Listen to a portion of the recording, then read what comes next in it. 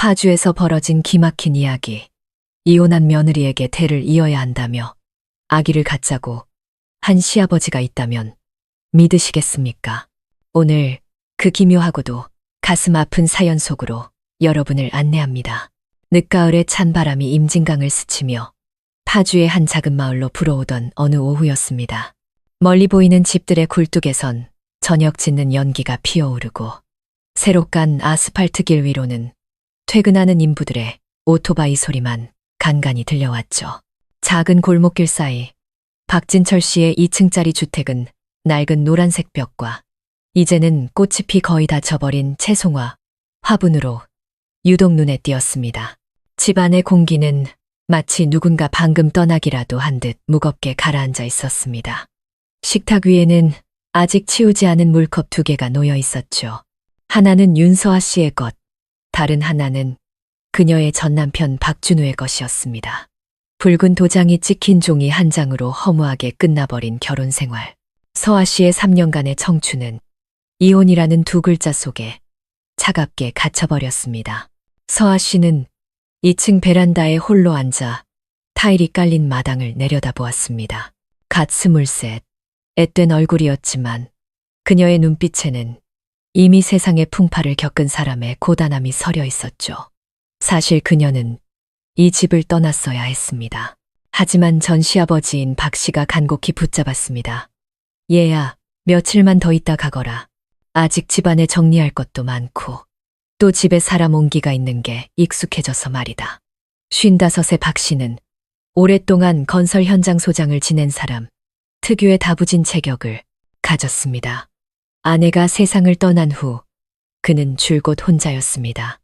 과묵하고 무뚝뚝하게 말이죠. 사람들은 그가 까다롭고 고집불통이라고 말했지만 그를 아는 이들은 그저 넓은 집에 홀로 남는 것을 두려워하는 외로운 남자일 뿐이라고 했습니다. 서아 씨도 그 사실을 알기에 며칠 더 머물기로 한 것입니다. 매일 아침 그녀는 일찍 일어나 밥을 하고 커피를 내리고 시어머니의 사진이 놓인 제사상을 정성껏 닦았습니다. 하지만 집에 머무는 날이 길어질수록 그녀는 자신을 향한 시아버지의 시선이 어딘가 이상하다는 것을 느꼈습니다. 그 눈빛은 연민인 듯하면서도 뭐라 이름 붙이기 힘든 기묘한 감정이 섞여 있었죠. 박 씨는 말이 없는 사람이었지만 서아 씨가 곁을 지날 때면 무언가 숨기는 사람처럼 시선을 잠시 멈추곤 했습니다. 식사 때면 그는 종종 물었습니다. 내일은 갈 거냐? 그녀는 희미하게 웃으며 답했죠. 아니요. 며칠 더 있다 가려고요. 처마 밑 마당에는 낙엽이 가득 쌓여가고 거실 텔레비전에서는 파주 인근의 새로운 산업단지가 들어선다는 낡은 뉴스가 흘러나왔습니다. 고향 땅은 이제 대형마트와 카페, 첨단 기술 단지까지 들어서며 몰라보게 변했지만 이 집안의 시간은 여전히 과거에 멈춰 있었습니다. 다만 늙은 남자와 젊은 여자, 2사람 사이에는 말로 표현하기 힘든 침묵의 벽이 생겨나고 있었죠. 밤이 깊어지자 서아 씨는 침대 위에서 몸을 웅크렸습니다. 양철 지붕 위로 후두둑 빗방울 떨어지는 소리가 들려왔습니다. 그녀는 휴대폰을 열었습니다. 화면에는 여동생 서진이 보낸 메시지가 떠 있었죠. 언니, 괜찮아. 집에 올 생각은 없어? 그녀는 답장을 썼다 지우기를 반복하다 결국 짧게 답했습니다. 언니 괜찮아. 곧 갈게. 휴대폰을 끄자 거실 쪽 제사상 앞에서 새어나오는 희미한 불빛이 보였습니다. 박 씨는 그곳에 앉아 아내의 영정 사진을 바라보고 있었습니다. 그의 눈은 깊은 슬픔에 잠겨 있었고 주변에는 희미한 술 냄새가 맴돌았죠. 그의 목소리는 쉬어 있었습니다. 여보, 준우 녀석이 이혼했소. 이제 우리 집안대가 끊기게 생겼단 말이오. 서아 씨는 문 뒤에 숨어 조용히 서 있었습니다. 심장이 저려왔죠. 그 말 뒤에 숨겨진 깊은 고통과 아들 대에서 가문의 대가 끊길지도 모른다는 두려움을 그녀는 이해했습니다. 하지만 그녀는 상상조차 하지 못했습니다. 바로 그 순간 중년 남자의 마음속에서 위험하고도 기이한 생각이 싹트고 있었다는 것을요. 그는 자리에서 일어나 복도 쪽으로 천천히 걸어왔습니다. 그리고 낮고 잠긴 목소리로 말했죠. 서아야, 이리 좀 와보거라. 할 얘기가 있다. 서아 씨는 깜짝 놀랐습니다. 평소와 같은 부름이었지만 오늘 밤 따라 이상하게 심장이 빠르게 뛰었습니다. 밖에는 비가 거세게 쏟아지고 바람이 나뭇가지를 흔들어 창문이 작게 덜컹거렸습니다. 그녀는 깊은 숨을 내쉬고 자리에서 일어났습니다. 어두운 방과 똑딱이는 시계 소리만을 뒤로 한 채 그녀는 거실로 향했습니다. 가문의 명예를 되찾으려는 절박한 남자와 모든 것을 잃은 젊은 여자. 그날 밤 그 기묘한 부름에서부터 모든 이야기는 시작되었습니다. 두 사람 모두 알지 못했죠. 그날 밤을 기점으로 운명의 톱니바퀴가 서서히 그리고 기이하게 움직이기 시작했다는 것을요. 다음 날 아침 하늘은 거짓말처럼 맑게 개어 있었습니다. 2층 베란다에서 서아 씨는 빗물에 젖어 반짝이는 아스팔트 길과 마당과 야자수 잎에 맺힌 이슬방울을 내려다보았습니다. 그녀는 깊은 숨을 내쉬었지만 마음속에는 여전히 간밤의 갑갑함이 남아있었죠. 서아야, 이리 좀 와보거라. 시아버지의 그 한마디가 밤새 귓가에 맴돌아 잠을 설쳤습니다. 그녀는 부엌으로 내려갔습니다. 작은 부엌은 현대식으로 깔끔하게 정돈되어 있었죠. 전기밥솥, 커피 머신, 그리고 식탁 위에 놓인 몇 개의 요구르트까지. 서아 씨는 자신을 위해 커피 한 잔을 내리고 빵과 계란 프라이, 과일로 간단한 아침 식사를 준비했습니다. 그녀는 누군가를 챙겨주는 것을 좋아했습니다. 이제 집에 단둘만 남았지만 그 습관은 여전했죠. 박 씨가 거실에서 나왔습니다. 그의 하얀 셔츠는 구겨져 있었고 밤새 잠을 설친 듯 눈은 퀭했습니다. 그는 부엌 문가에 멈춰 서서 조용히 그녀를 바라보았습니다. 젊은 여자가 부엌에서 분주히 움직이는 모습, 부드럽게 흘러내리는 머리카락, 커피 향과 우유 향이 섞여 만들어내는 따스한 공기. 그 순간 박 씨는 가슴이 저려오는 것을 느꼈습니다. 연민과 안타까움이 뒤섞인 감정이었죠. 일찍 일어났구나.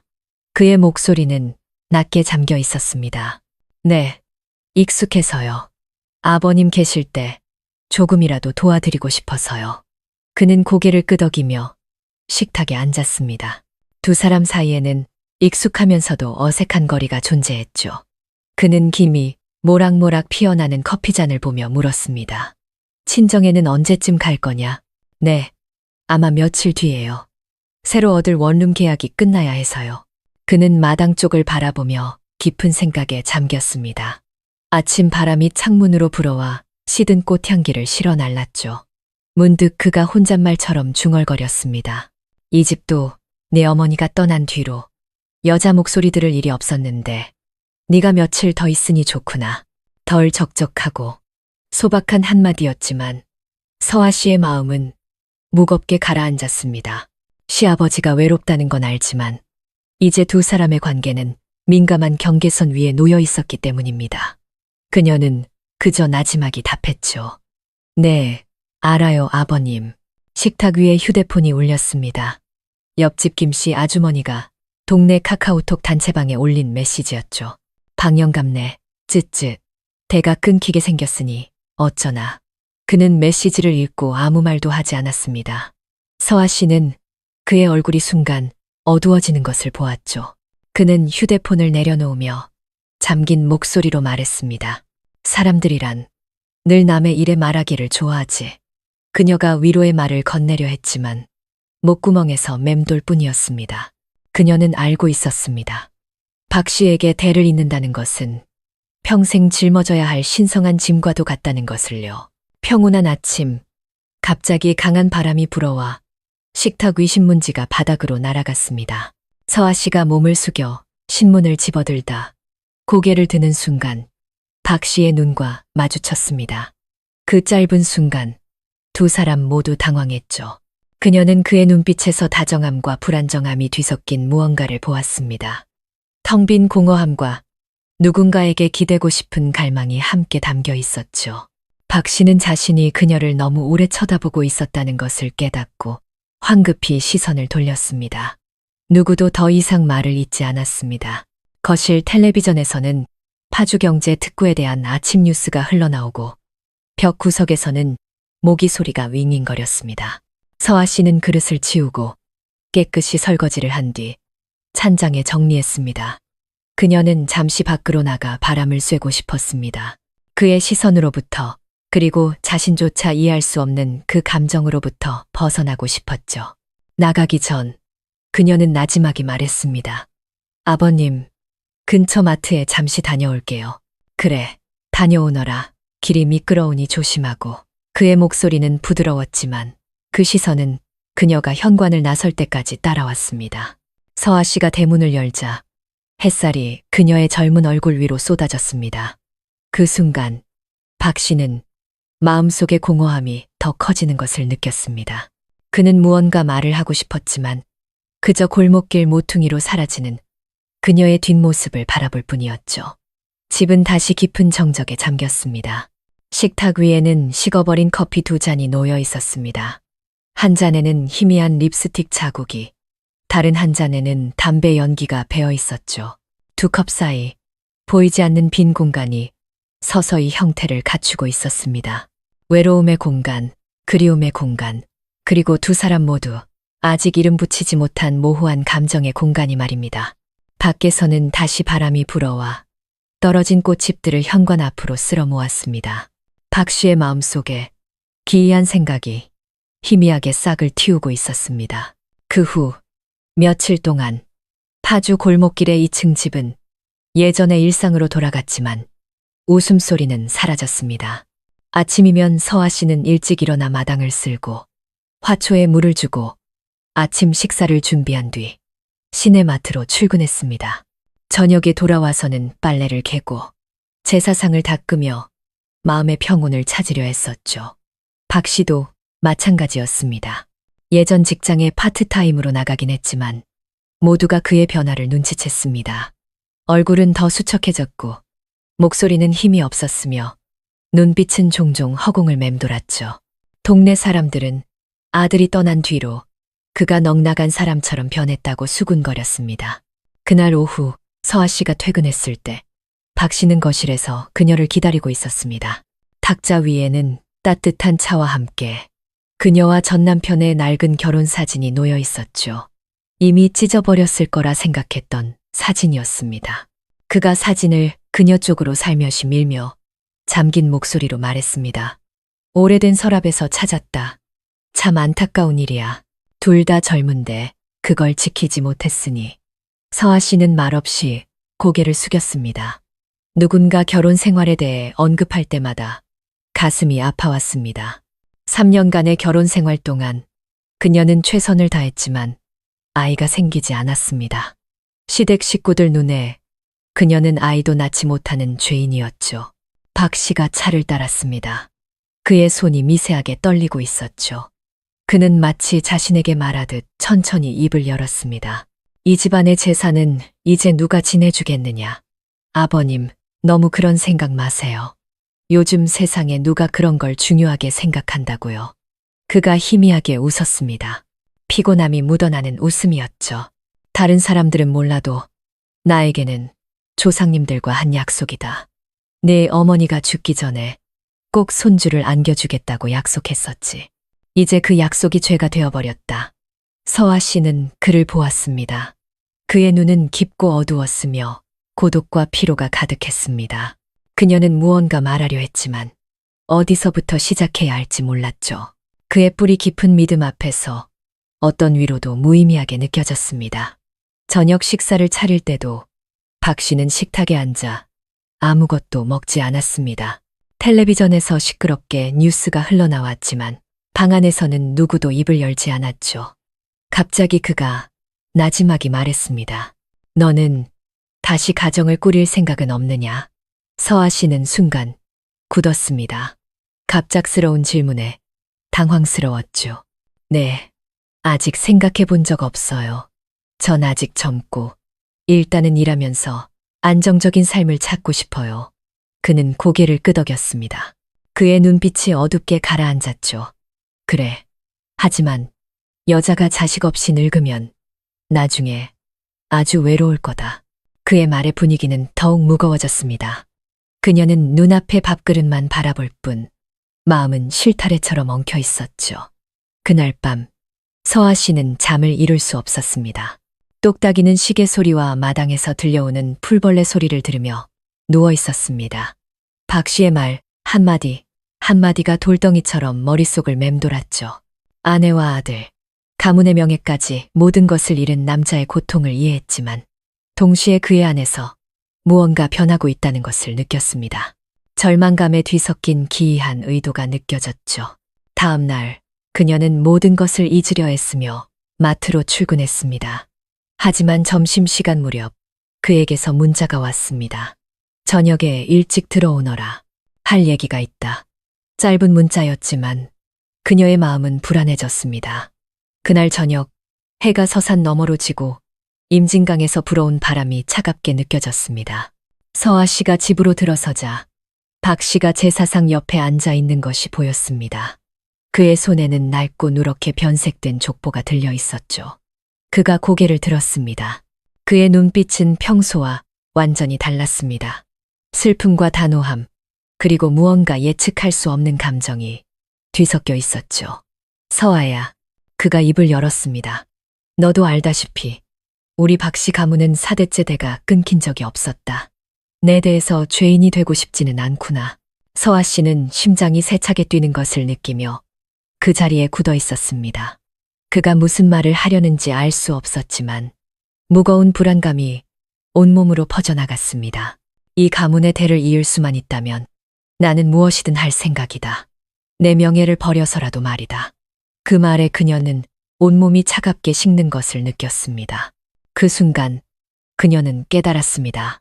그의 눈빛에 담긴 절망이 이제는 맹목적인 집착과 잊힐 것에 대한 두려움으로 변해버렸다는 것을요. 밖에서는 비가 내리기 시작했습니다. 바람이 지붕을 스치고 나무잎이 사납게 흔들렸습니다. 그녀는 무슨 말을 해야 할지 몰라 고개를 숙였습니다. 적막한 방 안에는 빗소리와 박 씨의 길고 무거운 한숨 소리만이 가득했습니다. 그 소리는 마치 그들의 삶에 곧 불어닥칠 거대한 폭풍의 전조와도 같았습니다. 며칠 동안 파주에는 장대비가 쏟아졌습니다. 박 씨의 집 앞 아스팔트 길은 물에 잠겨 반짝였고 고인 무릉덩이에는 희미한 가로등 불빛이 비쳤죠. 집안의 습기 때문에 벽에서는 낡은 시멘트 냄새가 났습니다.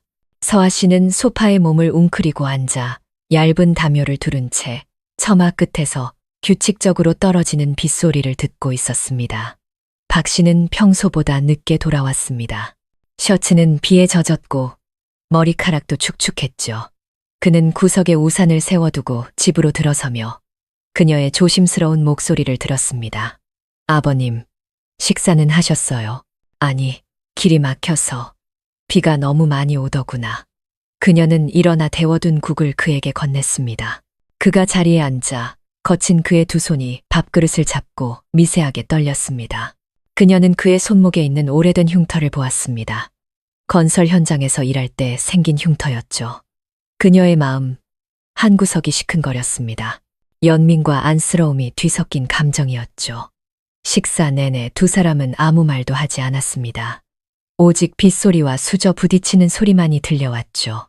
그녀가 식탁을 치우기 위해 일어섰을 때 그가 갑자기 말했습니다. 서아야, 오늘 종친회 모임이 있었는데 다들 우리 집에 손주는 없냐고 묻더구나. 뭐라 대답해야 할지 몰랐다. 그녀는 망설이며 말했습니다. 요즘 세상이 달라졌다고 말씀하시지 그러셨어요. 자식 낳는 게 필수는 아니잖아요. 그가 희미하게 웃었습니다. 씁쓸함이 묻어나는 웃음이었죠. 젊은 사람들은 그렇게 생각하겠지. 하지만 나 같은 늙은이에게 집안의 대를 잇는다는 건 조상들의 혼을 지키는 것과 같다. 그녀는 침묵했습니다. 대화가 자신이 두려워하는 방향으로 흘러가고 있음을 느꼈기 때문이죠. 그가 말을 이었습니다. 목소리는 고백하듯 낮아졌습니다. 나는 그저 눈 감기 전에 이 집에서 아이 울음소리 한번 들어보는 게 소원이다. 서아 씨는 고개를 들었습니다. 희미한 전등 불빛 아래 그의 얼굴에 새겨진 주름 하나하나가 강인함과 나약함을 동시에 드러내고 있었습니다. 그녀는 목이 메어왔습니다. 그의 진심을 이해했지만 그 뒤에는 누구도 꺾을 수 없는 깊은 집착과 믿음이 숨어 있었습니다. 너는 아직 젊고 인생은 길지 않으냐. 그가 말을 이었습니다. 나에게는 남은 시간이 얼마 없다. 그의 목소리는 말이라기보다 한탄에 가까웠습니다. 서아 씨는 가볍게 한숨을 쉬었습니다. 지난 결혼 생활에 길고 외로웠던 밤들이 떠올랐습니다. 무심했던 전 남편의 차가운 눈빛도 생각났죠. 그녀는 또한 눈앞에 이 남자가 겪었을 고독을 이해했습니다. 아내, 아들, 그리고 가문의 명예까지 모든 것을 잃은 사람이었으니까요. 그녀가 그릇을 들고 부엌으로 들어서는 순간 전기가 깜빡거리더니 퍽 소리와 함께 꺼졌습니다. 집 전체가 어둠에 잠겼죠. 그녀는 휴대폰 불빛으로 길을 비췄습니다. 등 뒤에서 그의 발소리가 들려왔죠. 내가 두꺼비 집을 한번 보마. 어둠 속에서 그의 목소리가 희미하게 울렸습니다.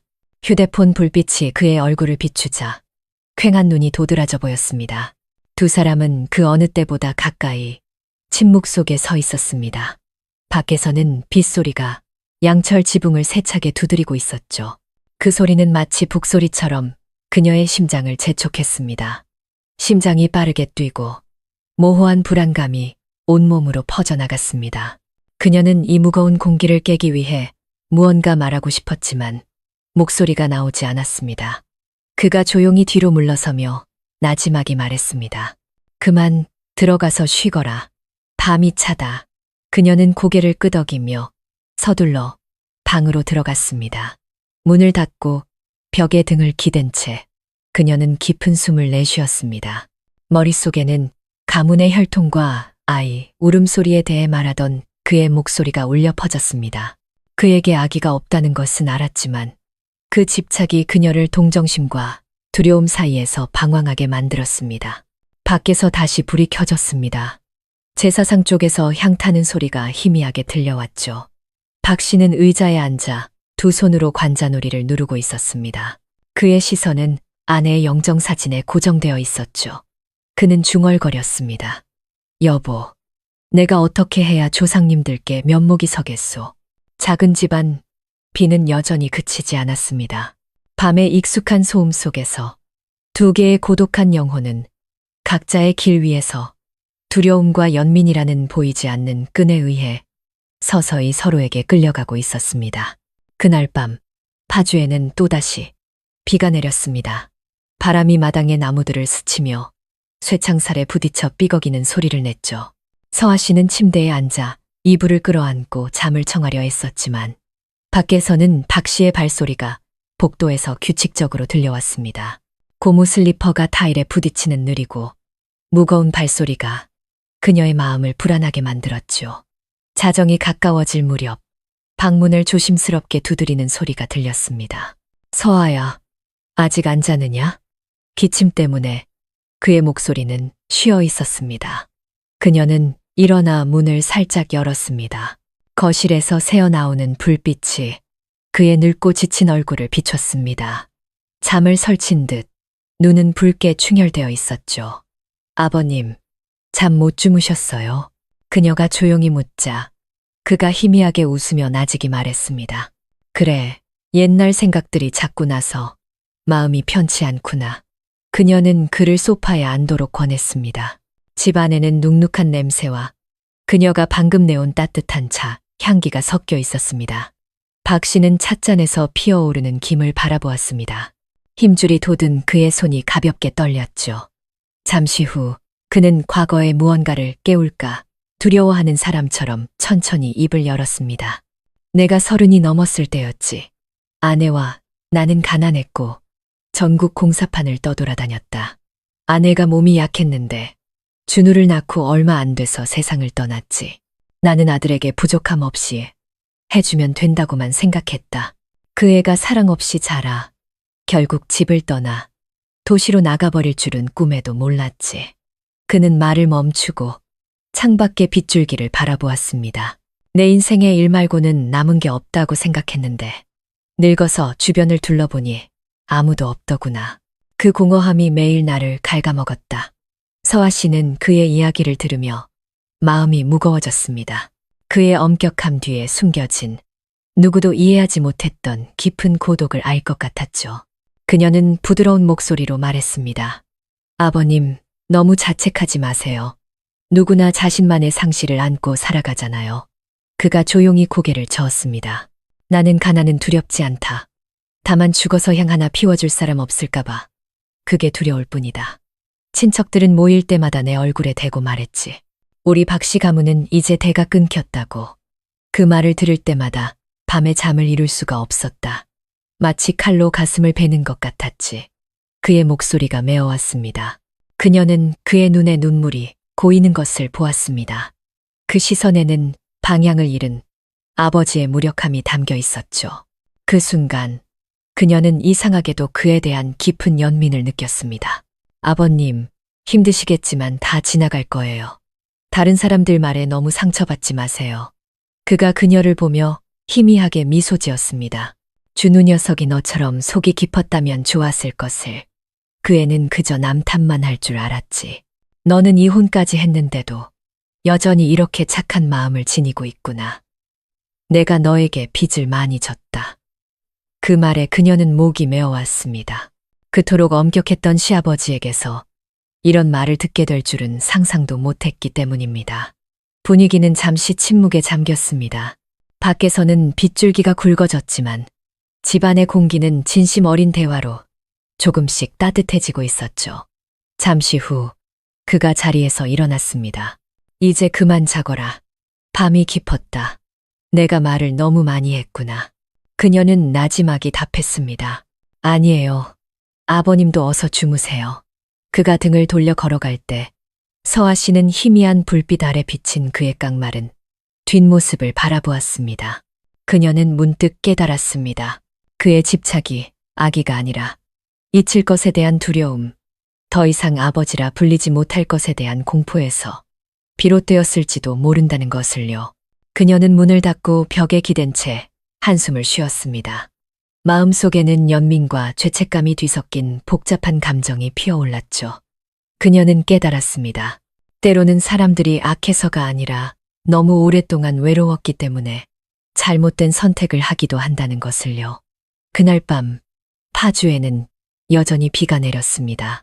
작은 집안에서 두 세대의 두 사람은 모두 잠 못 이루고 있었습니다. 한 사람은 과거 때문에 고통스러워했고 다른 한 사람은 그에게서 두려운 존재가 아닌 불쌍한 아버지의 모습을 보기 시작했습니다. 긴 밤비가 그친 후 파주의 아침은 옅은 안개 속에서 밝아왔습니다. 비 온 뒤의 공기는 젖은 흙냄새와 풀내음으로 상쾌했죠. 서아 씨는 창문을 열고 깊은 숨을 들이마셨습니다. 이상하게도 마음이 가벼웠습니다. 아마도 처음으로 박 씨의 진심을 들었기 때문일 겁니다. 윽박지르는 목소리나 무거운 꾸지람이 아닌 그의 진짜 속마음을 말이지요.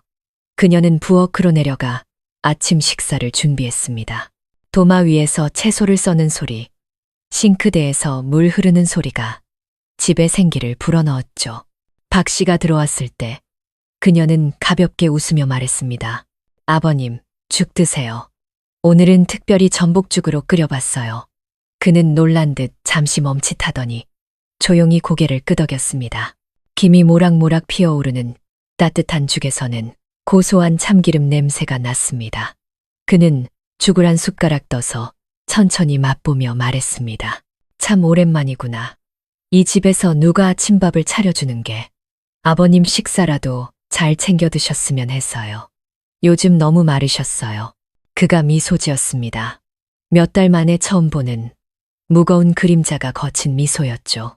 아침 식사 후 그는 마당으로 나가 물이 새는 수도관을 고쳤습니다. 서아 씨는 베란다에 서서 그 모습을 내려다보았습니다. 낡은 셔츠에 기름때를 묻힌 채 쭈그려 앉은 그의 등이 예전보다 더 굽어 보였습니다. 그녀는 문득 16살 때 심장병으로 돌아가신 자신의 아버지를 떠올렸습니다. 익숙하면서도 낯선 그 감정에 가슴 한구석이 시큰거렸죠. 점심때쯤 그녀는 시원한 물 한 잔을 들고 그에게 다가갔습니다. 그가 고개를 들자 이마에는 땀방울이 송골송골 맺혀 있었습니다. 요즘 아가씨들 중에 너처럼 부지런한 애는 드물거다. 그가 말했습니다. 별거 아닌데요. 뭘, 아버님도 좀 쉬엄쉬엄 하세요. 계속 일만 하시면 몸 상하세요. 두 사람은 마당에 작은 툇마루에 나란히 앉아 나무 그늘이 드리워진 골목길을 바라보았습니다. 늦어른 매미 소리가 울려 퍼지고 바람결에 희미한 꽃향기가 실려왔습니다.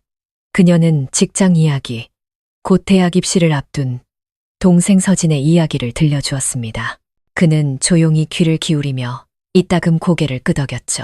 사소한 이야기들이었지만 침묵만이 가득했던 이 집에서는 그 대화만으로도 공기를 부드럽게 만들기에 충분했습니다. 오후에 박 씨는 오래된 장롱을 열어 낡은 나무 상자를 꺼내 그녀에게 건넸습니다. 이건 준우 엄마가 살아있을 때 찍은 사진들이다. 네가 한번 보렴. 혹시나 내 마음이 조금은 이해될지도 모르니. 서아 씨가 상자를 열자 낡은 사진 몇 장이 들어있었습니다.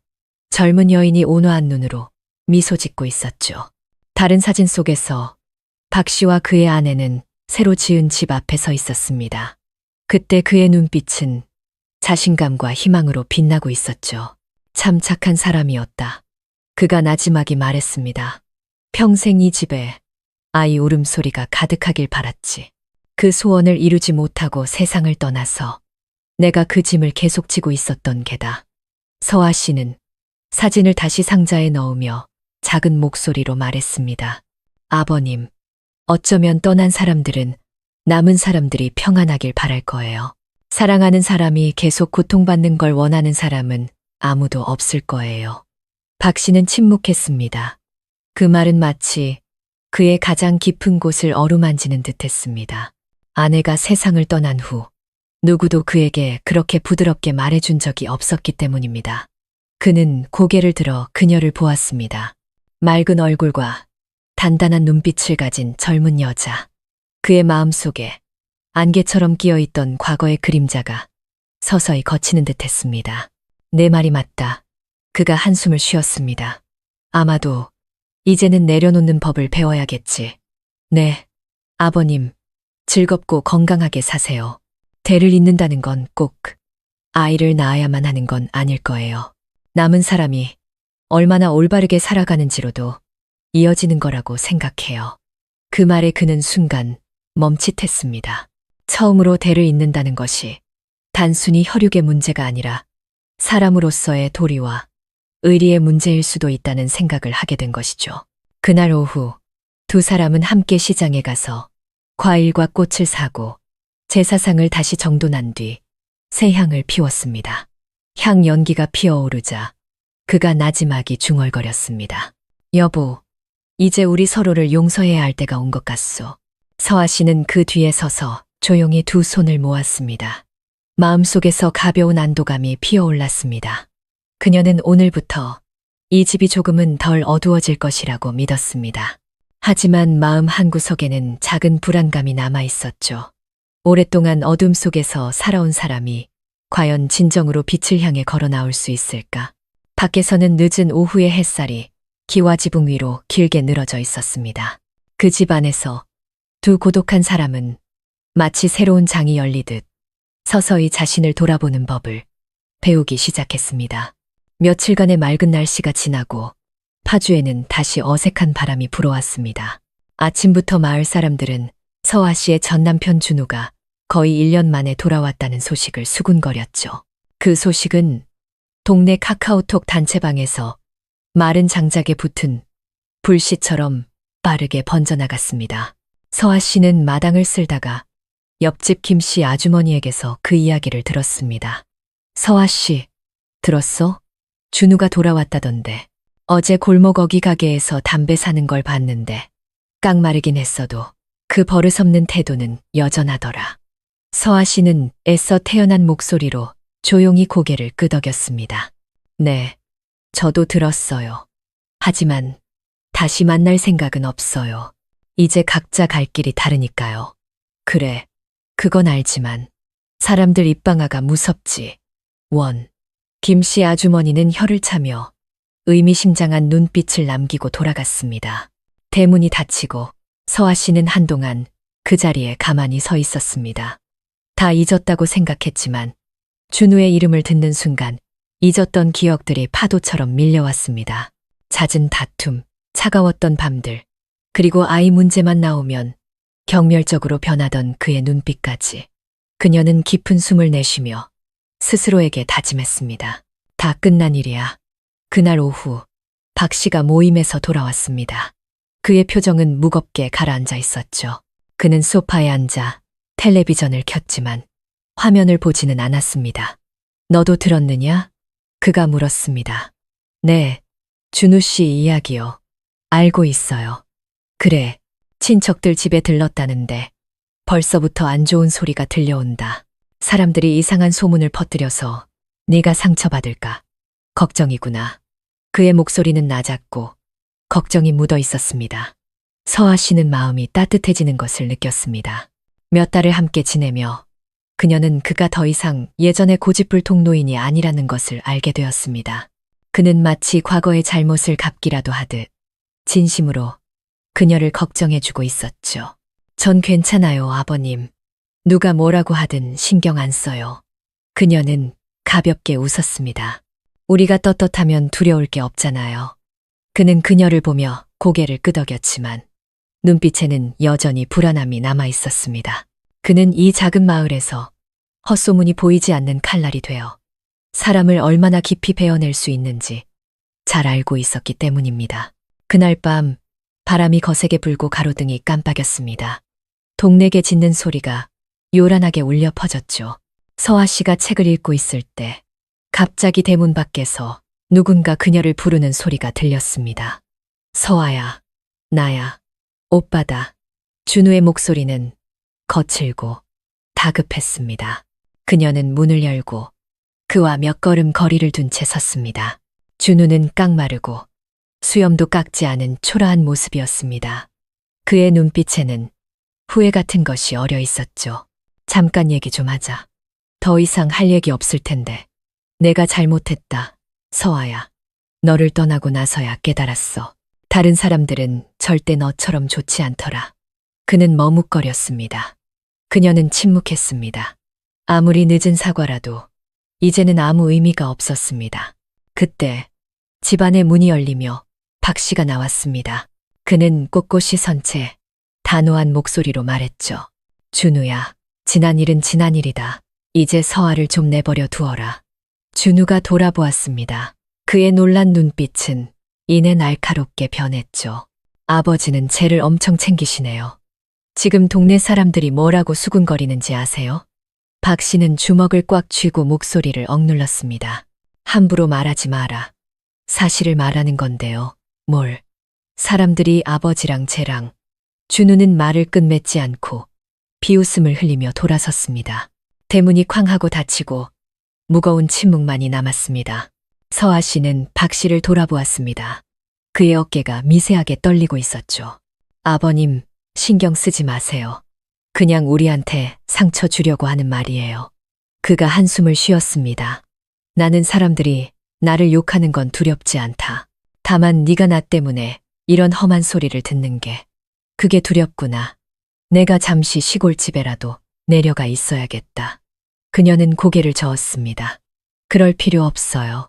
아버님이 떠나시면 사람들이 더 이상하게 생각할 거예요. 그냥 평소처럼 지내면 소문도 잠잠해질 거예요. 그는 그녀를 보았습니다. 그의 눈에는 믿음과 걱정이 교차했죠. 이 젊은 여자가 폭풍 앞에서 평정을 유지하는 법을 그에게 가르쳐주고 있었습니다. 그가 평생 배우지 못했던 것을 말입니다. 그날 밤 두 사람은 각자의 방에서 잠 못 이루었습니다. 박 씨는 천장을 바라보며 그녀의 말을 떠올렸습니다. 떳떳하면 두려울 게 없다. 그는 미소 지었습니다. 그녀가 자신이 생각했던 것보다 훨씬 강한 사람이라는 것을 깨달았기 때문입니다. 한편 서아 씨는 바람 소리를 들으며 마음속에서 이상한 감정이 싹 트는 것을 느꼈습니다. 수많은 험담 속에서도 오직 박 씨만이 원망 한마디 없이 자신을 지켜주고 있었습니다. 거센 밤바람 속에서 두 사람은 자신들이 가진 것이 무엇인지 더 명확하게 보게 되었습니다. 비록 위태롭지만 진실된 평온. 그리고 그들은 알았습니다. 서로의 마음을 믿는 한 밖에서 부는 폭풍은 언젠가 지나갈 것이라는 것을요. 준우가 돌아왔다는 소문은 단순한 가십으로 끝나지 않았습니다. 사흘 뒤 파주의 작은 동네 사람들은 모두 그 이야기를 알게 되었죠. 서아 씨가 마트로 출근할 때마다 그녀는 등 뒤에서 느껴지는 호기심 어린 시선과 수군거림을 견뎌야 했습니다. 이혼한 며느리가 아직도 시아버지랑 같이 산대. 글쎄, 박영감이 늙어서 주책이라나 봐. 젊은 애를 집에 붙잡아 두고 말이야. 그 말들은 보이지 않는 바늘이 되어 그녀의 살갗을 조용히 찔렀습니다. 그녀는 휴대폰을 열어볼 엄두도 내지 못했습니다. 동네 카카오톡 단체방은 이미 들끓고 있었기 때문이죠.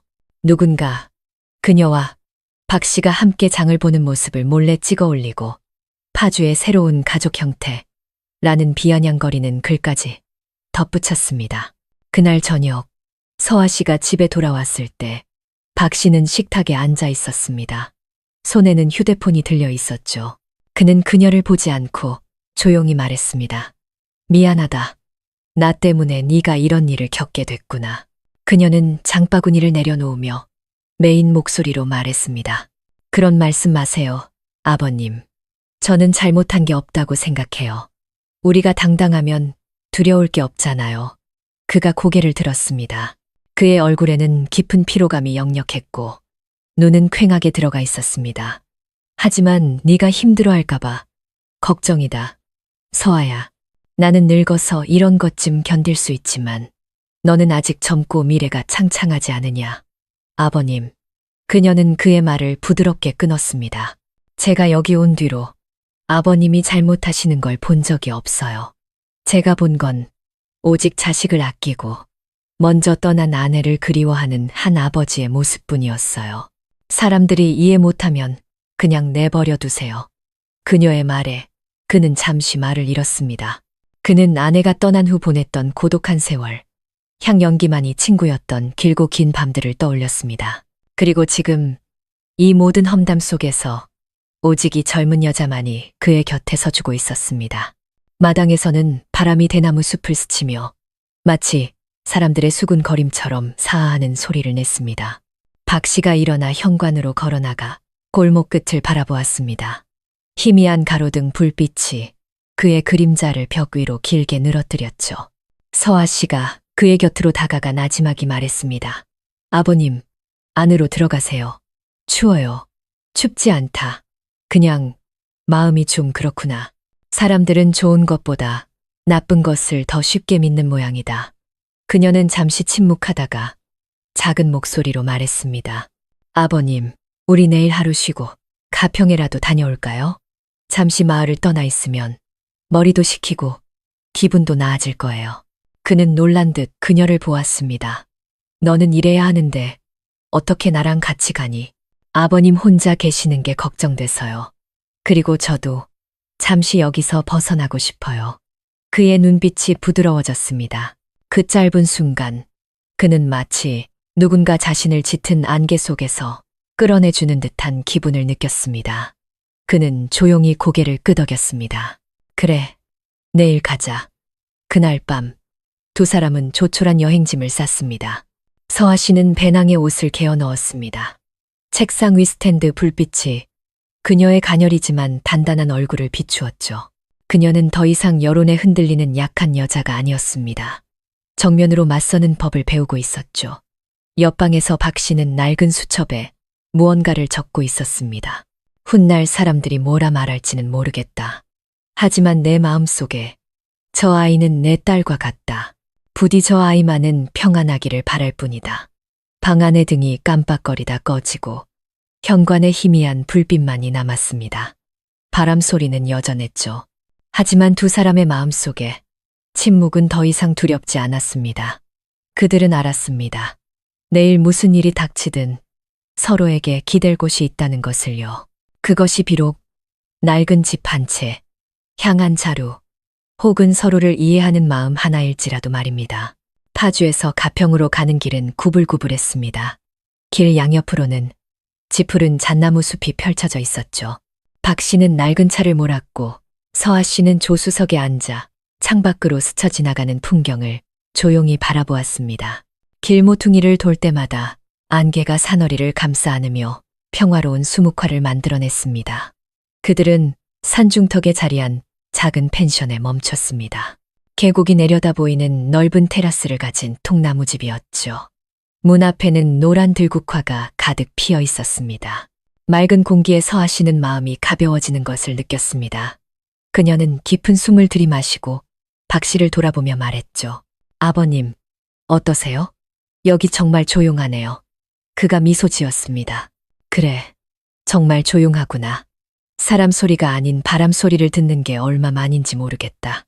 오후에 두 사람은 돌이 깔린 작은 오솔길을 함께 걸었습니다.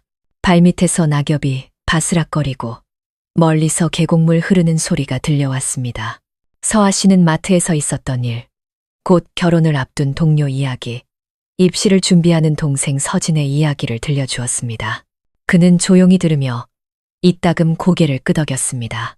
그의 눈빛은 예전보다 훨씬 부드러워져 있었죠. 알고 있니? 그가 나지막이 말했습니다. 젊었을 때 나도 이렇게 조용히 사는 걸 꿈꿨었다. 하지만 사람들은 늘 명예와 의무를 좇아 살아가더구나. 정신을 차려보니 머리는 희끗해져 있고 말이다. 그녀는 그를 보며 미소 지었습니다. 지금도 늦지 않았어요. 살아있는 한 언제든 다시 시작할 수 있잖아요. 그가 희미하게 웃으며 한숨을 쉬었습니다.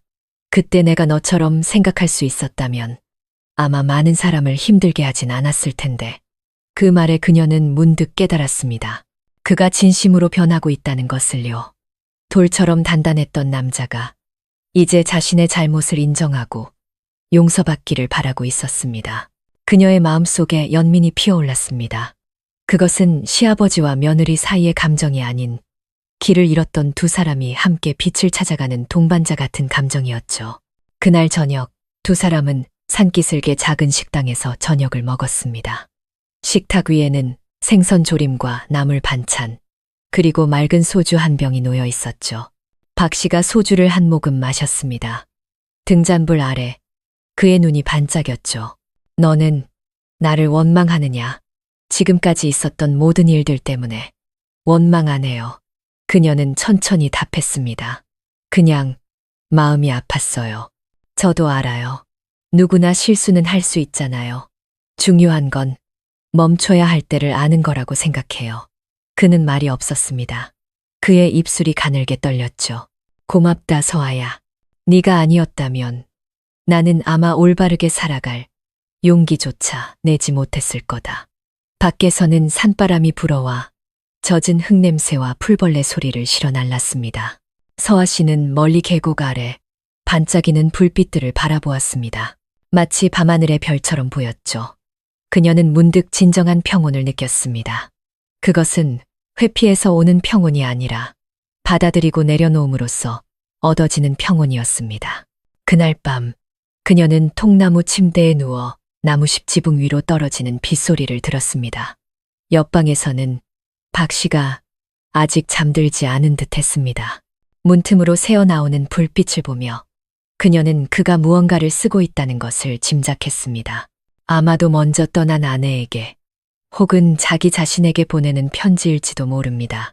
다음 날 아침 해가 떴을 때 서아 씨는 식탁 위에 놓인 그의 수첩을 발견했습니다. 펼쳐진 페이지에는 떨리는 글씨가 적혀 있었죠. 대를 잇는다는 것이 혈육만이 아니라 사람이 어떻게 기억되는지에 대한 인민의 문제임을 알려주어 고맙다. 그녀는 수첩을 덮으며 조용히 미소 지었습니다. 테라스에서 박 씨는 차를 내리고 있었습니다. 그의 미소는 온화했고 눈빛은 아침 안개처럼 맑았습니다. 그 순간 두 사람은 모두 알았습니다. 그들이 마침내 각자의 가장 어두운 터널을 지나왔다는 것을요. 파주, 헛소문, 그리고 과거. 그 모든 것은 이제 그저 스쳐 지나가는 바람일 뿐이었습니다. 가평에서 3일을 보낸 후 서아 씨와 박 씨는 파주로 돌아왔습니다. 익숙한 시골길, 길가의 나무들은 아무 일 없었다는 듯 조용히 서 있었죠. 하지만 그들의 마음은 모든 것이 달라져 있었습니다. 더 평온하고 더 가벼워졌죠. 집 앞에 차가 멈추자 노란 낙엽이 길 위에 가득했습니다. 서아 씨가 대문을 열며 깊은 숨을 들이마셨습니다. 마치 긴 꿈에서 깨어나 돌아온 기분이었죠. 박 씨가 집을 둘러보며 부드러운 눈빛으로 말했습니다. 집은 그대로인데 우리만 변했구나. 네. 그녀가 웃었습니다. 더 나은 삶을 살기 위한 변화죠. 아버님. 두 사람은 함께 집을 청소하고 제사상의 먼지를 닦고 새 꽃으로 바꾸고 마당을 쓸었습니다. 향연기가 다시 피어올랐지만 이번에는 슬픔의 냄새가 나지 않았습니다. 박 씨는 나지막이 기도했습니다. 여보, 내가 잘못했다는 걸 이제 알았소. 이제 남은 생은 누구에게도 상처 주지 않고 올바르게 살고 싶소. 오후에 두 사람이 차를 마시고 있을 때 옆집 김씨 아주머니가 들렀습니다. 그녀의 눈빛은 여전히 호기심으로 가득했고 목소리는 반은 농담, 반은 진담이었죠. 아니, 두 사람 어디 갔었어? 며칠 안 보이니까 동네가 아주 시끄러웠다고. 사람들이 별의별 소문을 다 만들더라. 박 씨는 온화하게 웃었습니다. 저랑 서아가 머리 좀 식히러 며칠 다녀왔습니다. 우리 동네가 너무 바쁘게 돌아가서요. 잠시 멀리 다녀오니 마음이 한결 가볍네요. 김씨 아주머니는 무언가 더 말하려다 그의 미소를 보고는 어색해졌습니다. 늘 찡그리고 무겁던 남자가 저렇게 평온한 목소리로 말하다니. 그녀는 그저 하더니 서둘러 자리를 떴습니다. 그녀의 모습이 나무 뒤로 사라지자 서아 씨가 돌아보며 말했습니다. 보셨죠, 아버님? 어떤 일들은 우리가 평정을 유지하면 헛소문도 저절로 사라져요. 그가 고개를 끄덕였습니다. 맞다. 평온이란 폭풍을 피하는 데 있는 게 아니라 폭풍 속에서도 마음이 흔들리지 않는 데 있었구나. 그날 오후 준우가 나타났습니다. 그는 깔끔한 정장 차림에 얼굴에는 깊은 후회감이 서려 있었죠. 아버지, 안녕하세요. 서아야, 안녕. 박 씨는 그를 보며 차분한 목소리로 말했습니다. 들어오너라. 할 얘기가 있으면 하고 가. 익숙한 거실. 세 사람이 식탁에 둘러앉았습니다. 준우가 주변을 둘러보며 나지막이 말했습니다. 지난번에 했던 말들 정말 죄송합니다. 제가 오해했어요. 사실 누구를 판단할 자격도 없는 놈인데. 서아 씨는 말이 없었습니다. 그녀는 그를 보며 더 이상 분노가 아닌 모든 것을 내려놓은 사람의 평온함을 느꼈습니다. 지난 일은 다 지났어. 준우 씨, 각자 자기 길을 가는 거지. 올바르게만 산다면. 준우는 고개를 숙였습니다. 두 분이 평안하시길 바랍니다. 그는 돌아보지 않고 떠났습니다. 문이 조용히 닫히고 집 안에는 시계 소리만이 똑딱거렸죠. 박 씨가 마당을 보며 천천히 말했습니다. 아마 오늘이 모든 것이 정말로 끝났다고 느껴지는 첫날인 것 같다. 서아 씨가 미소 지었습니다. 아니요. 새로운 시작이죠. 아버님, 이제 우리는 누구의 시선도 두려워하지 않고 평화롭게 살 수 있을 거예요. 파주의 하늘이 붉은 노을로 물들었습니다. 골목 끝에서 아이들이 뛰노는 소리가 들려오고 바람은 저녁 짖는 냄새와 희미한 꽃향기를 실어 날랐죠. 박 씨는 곁에 앉은 젊은 여자를 보았습니다. 그의 눈빛은 안도감으로 가득했습니다. 고맙다, 서아야. 내 덕분에 이 집에 다시 웃음소리가 돌아왔다. 그녀는 온화한 미소로 답했습니다. 아버님, 고맙다는 말씀 마세요. 저도 아버님 덕분에 제 자신을 용서하는 법을 배웠는걸요. 하늘 위로 분홍빛 구름이 비단처럼 느리게 흘러갔습니다. 저녁바람이 현관을 스치며 폭풍우가 지나간 뒤 처음으로 피어나는 웃음소리를 실어 날랐습니다. 준우가 떠난 후 파주의 박씨 집은 한결 가벼워진 듯 했습니다. 아침이면 햇살이 담쟁이 덩굴을 비스듬히 비추며 타일마당 위로 반짝이며 쏟아졌죠. 닭 우는 소리, 쓰레기차 종소리, 등교하는 아이들의 제잘거림, 오랫동안 잊혔던 평범한 소리들이 그 집에 다시 돌아왔습니다. 서아 씨는 일찍 일어나 아침을 준비했습니다. 식탁 위에는 녹두를 넣은 찰밥과 삶은 계란, 그리고 김이 모락모락 피어오르는 녹차 한 주전자가 놓여 있었죠. 박 씨가 방에서 나왔습니다. 단정하게 다려입은 셔츠 차림이었죠. 그는 식탁을 한번 보고 젊은 여자를 한번 보았습니다. 그의 눈빛은 온화했습니다. 일찍 일어났구나. 오늘 쉬는 날이냐? 네. 오늘 하루 쉬고 아버님 댁 정원 좀 정리해 드리려고요. 저기 나무들 잎이 다 말랐더라고요. 나 혼자는 힘들 텐데 내가 돕지. 두 사람은 함께 마당으로 나갔습니다. 아침 햇살 아래 낙엽 쓰는 소리와 웃음소리가 어우러졌습니다. 참으로 오랜만에 그 집에는 진정으로 평화로운 아침 공기가 흘렀습니다. 파주 마을 사람들의 수군거림도 점차 잦아들었습니다. 사람들은 박 씨와 서아 씨가 그저 소박하게 살아가는 모습을 보았고 그들에게는 어떤 의심스러운 점도 없었습니다. 두 사람은 함께 장을 보러 갔고 동네 봉사활동에도 참여했죠. 마을에서 가장 말이 많던 김 씨 아주머니는 이제 종종 서아 씨에게 아이들 공부방 숙제를 도와달라고 부탁하곤 했습니다. 저 아가씨, 참 착해. 그녀는 이웃들에게 말했습니다. 예전엔 사람들이 별의별 소리를 다 했는데 누가 알았겠어. 어느 날 오후 박 씨가 노인회 모임에서 돌아왔습니다. 그의 손에는 종이 한 장이 들려 있었죠. 서아야, 동네에서 나더러 통장을 맡아달란다. 정말요? 그녀가 웃었습니다. 이제 아버님도 다시 신임을 얻으신 거네요. 그래, 다 내 덕분이다.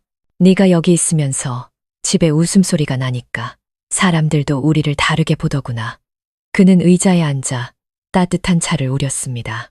차의 증기가 작은 방 안으로 퍼져나갔죠. 서아 씨가 그에게 찻잔을 건네며 부드럽게 말했습니다. 저는 모든 일에는 이유가 있다고 생각해요. 어쩌면 하늘이 우리 두 사람이 만나서 서로 용서하는 법을 배우게 하려고 했던 건지도 몰라요. 그는 잠시 생각에 잠기더니 조용히 고개를 끄덕였습니다. 그래, 다른 사람을 용서해야 나 자신도 용서할 수 있는 거겠지. 늦은 오후, 두 사람은 동네 호수공원을 함께 산책했습니다. 잔잔한 수면 위로 붉은 노을이 비치고 있었죠. 서아 씨는 앞으로 경영학 수업을 더 들어서 작은 가게를 열고 싶다는 계획을 이야기했습니다. 박 씨는 조용히 들으며 입가에 희미한 미소를 띄었죠. 네가 필요하다면 내가 돕겠다. 네, 감사해요. 아버님. 하지만 이번에는 아버님 걱정 안 하시게 제 힘으로 해보고 싶어요. 그는 그녀를 보며 깨달았습니다. 한때 소심했던 그 소녀가 이제는 어엿한 어른이 되었다는 것을요. 그녀는 더 이상 맏며느리도 신세 지는 사람도 아니었습니다. 마치 진짜 가족처럼 이 집의 일부가 되어 있었죠. 밤이 되자 고요한 집 앞마당에서 풀벌레 소리가 들려왔습니다. 박 씨는 제사상 앞에 앉아 향을 피웠습니다. 향불이 밝게 타오르며 연기가 비단처럼 피어올랐습니다. 그는 나지막이 기도했죠. 여보, 드디어 우리 집에도 다시 사람 사는 소리가 들리오. 서아, 저 아이가 참 좋은 아이요. 부디 저 아이가 평안하도록 보살펴 주시오. 옆방에서 서아 씨는 창문을 열었습니다. 밤바람이 불어와 부드러운 꽃향기를 실어 날랐죠. 그녀는 조용히 미소 지었습니다. 인생이 쉽지 않다는 것은 알지만 적어도 이곳, 이제는 잠잠해진 소문들 속에서 그녀는 다시 소속감을 찾았습니다.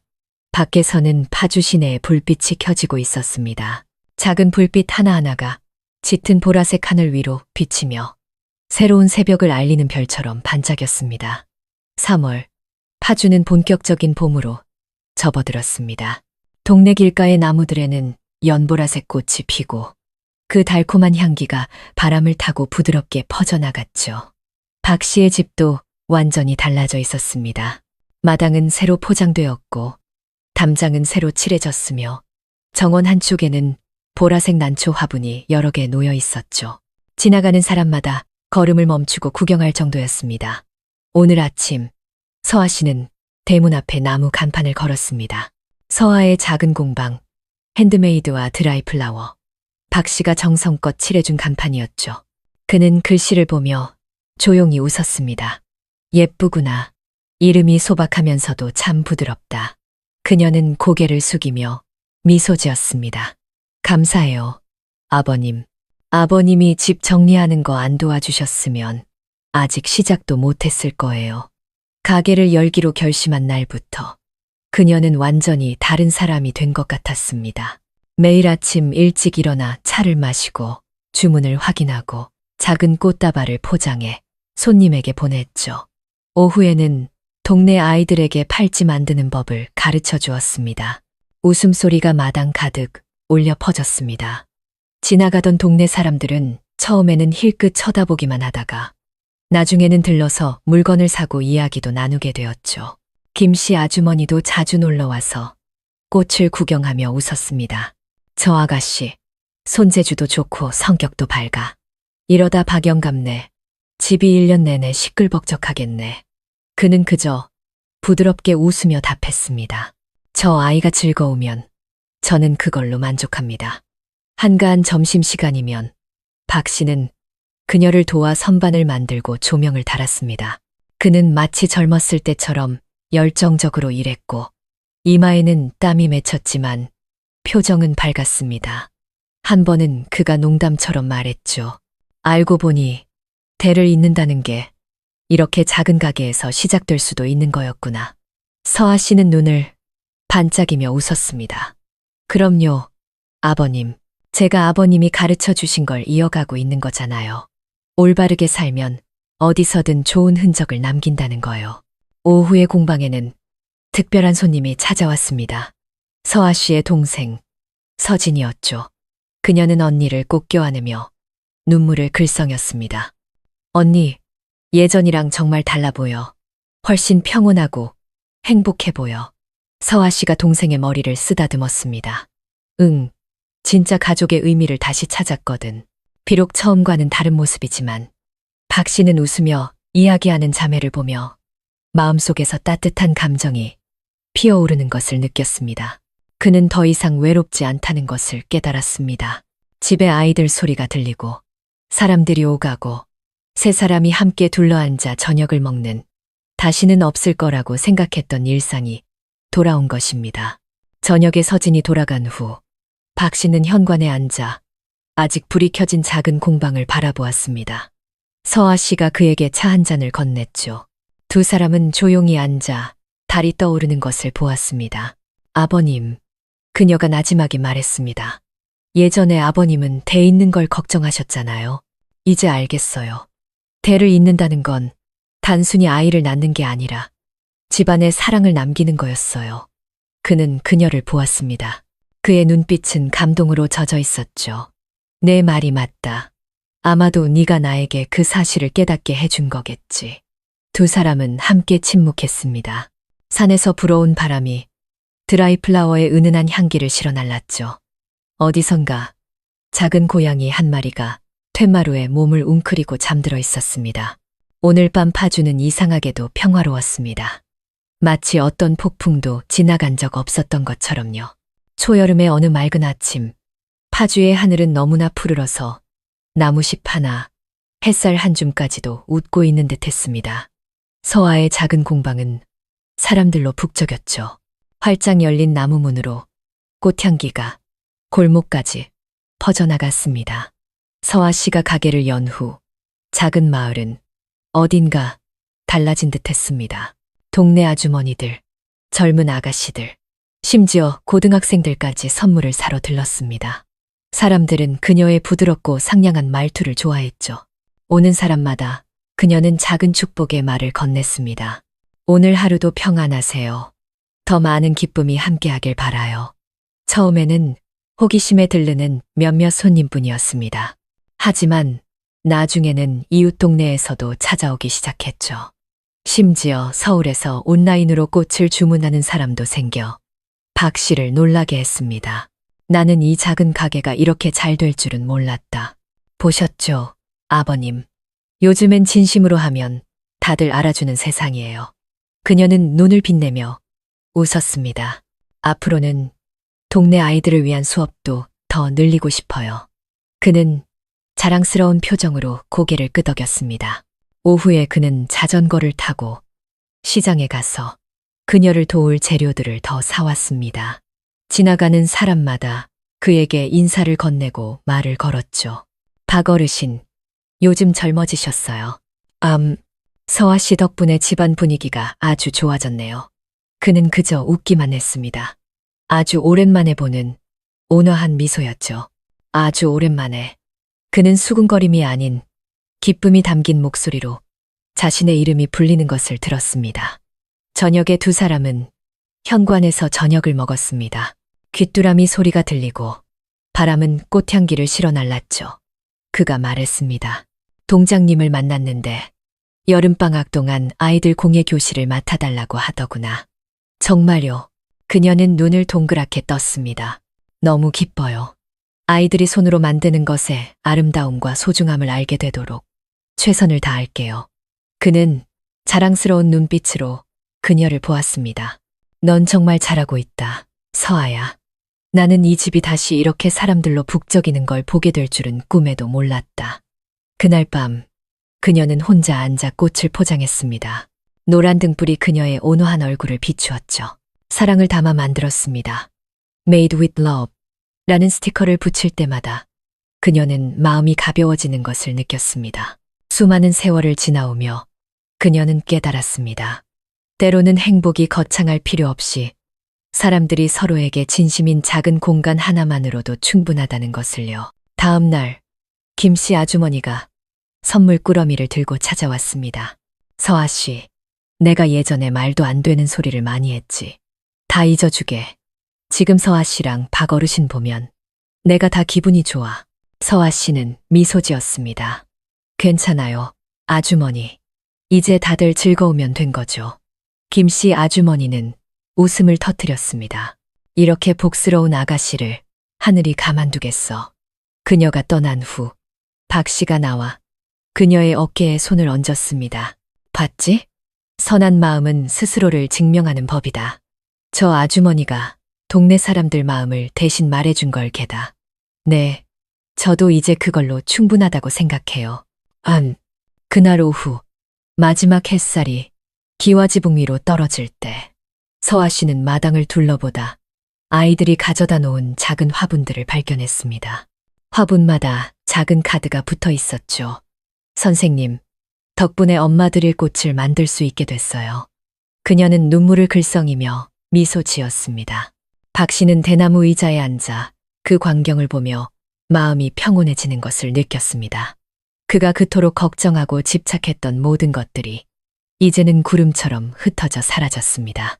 그의 마음 속에는 오직 인생에 대한 감사함만이 남아 있었죠. 수많은 실수 속에서도 선한 마음으로 바로잡을 기회를 주었으니까요.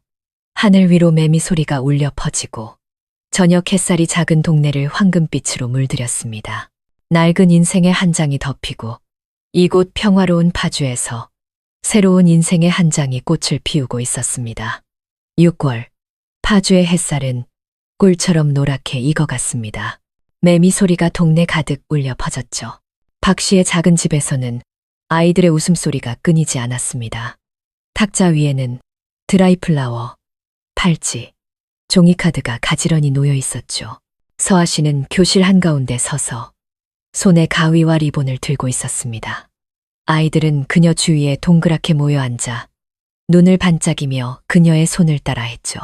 꽃을 만들 때 가장 중요한 건 마음을 담는 거예요. 그녀가 말했습니다. 꽃이 예쁘고 안 예쁘고는 중요하지 않아요. 사랑하는 마음을 담는 게 중요한 거죠.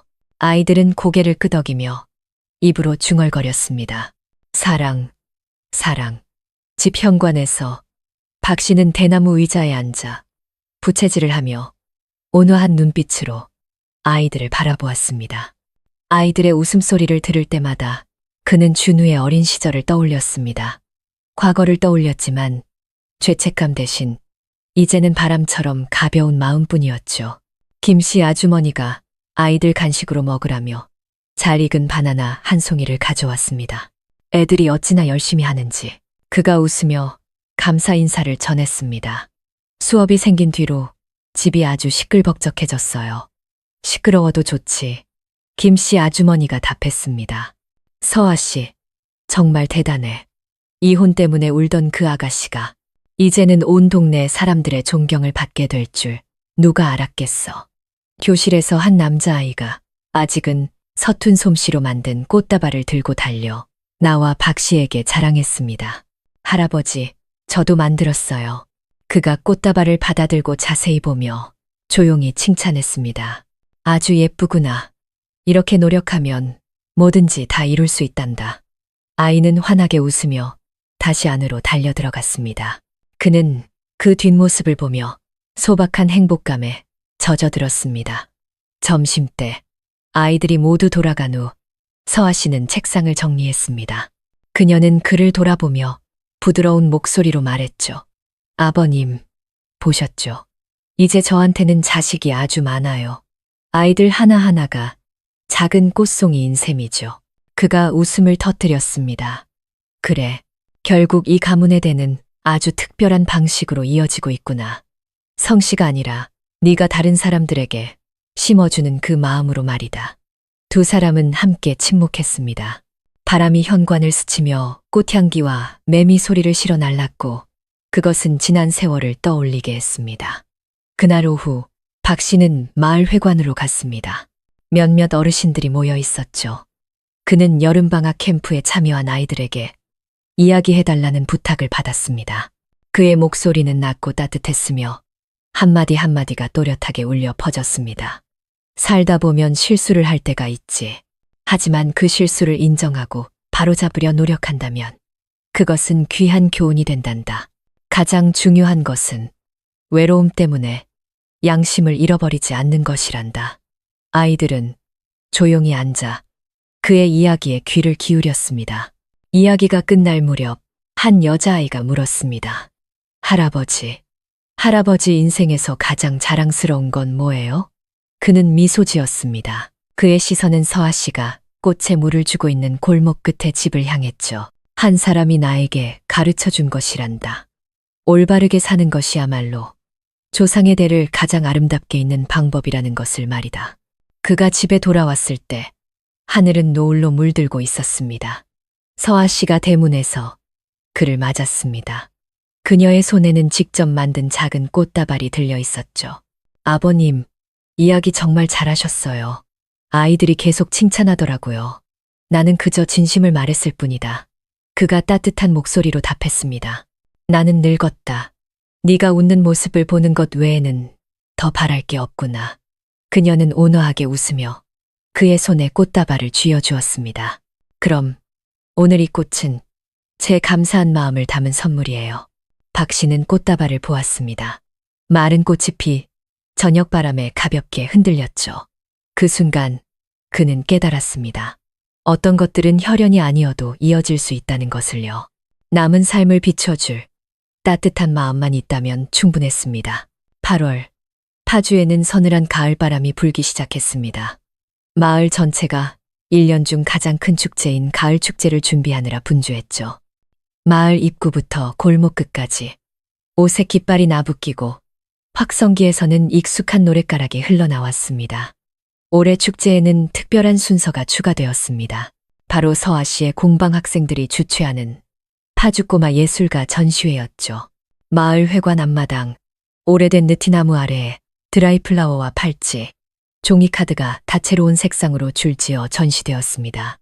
아이들의 웃음소리가 어른들의 담소와 어우러져 활기찬 분위기를 만들었죠. 서아 씨는 소박한 하얀색 저고리에 치마를 입고 가슴에는 보라색 난초 한 송이를 달았습니다.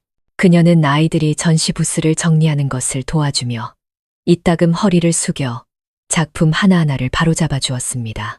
그녀의 얼굴은 이상하게도 환하게 빛나고 있었습니다. 더 이상 사람들의 시선 앞에서 주눅들던 과거의 모습은 찾아볼 수 없었죠. 멀리서 박 씨가 걸어왔습니다. 그는 푸른색 셔츠를 입고 희끗한 머리를 단정하게 빗었으며 허리를 꼿꼿이 세운 모습이었습니다. 그의 눈빛은 맑았죠. 마을 사람들 모두 그를 보고 인사했습니다. 박 어르신, 안녕하세요. 오늘 연설하신다면서요? 네, 오랜만에 동네 분들 앞에서 이야기를 하게 됐네요. 그가 낮고 따뜻한 목소리로 웃었습니다. 축제가 시작되었습니다. 풍물패의 북소리가 울려 퍼지고 깃발이 힘차게 나부꼈죠. 사회자가 다음은 우리 마을의 자랑, 박진철 통장님의 말씀이 있겠습니다. 라고 외치자 마당 가득 우레와 같은 박수 소리가 터져 나왔습니다. 그는 나무 단상 위로 올라가 주변을 둘러보았습니다. 아래에는 수백 명의 익숙한 얼굴들이 있었습니다.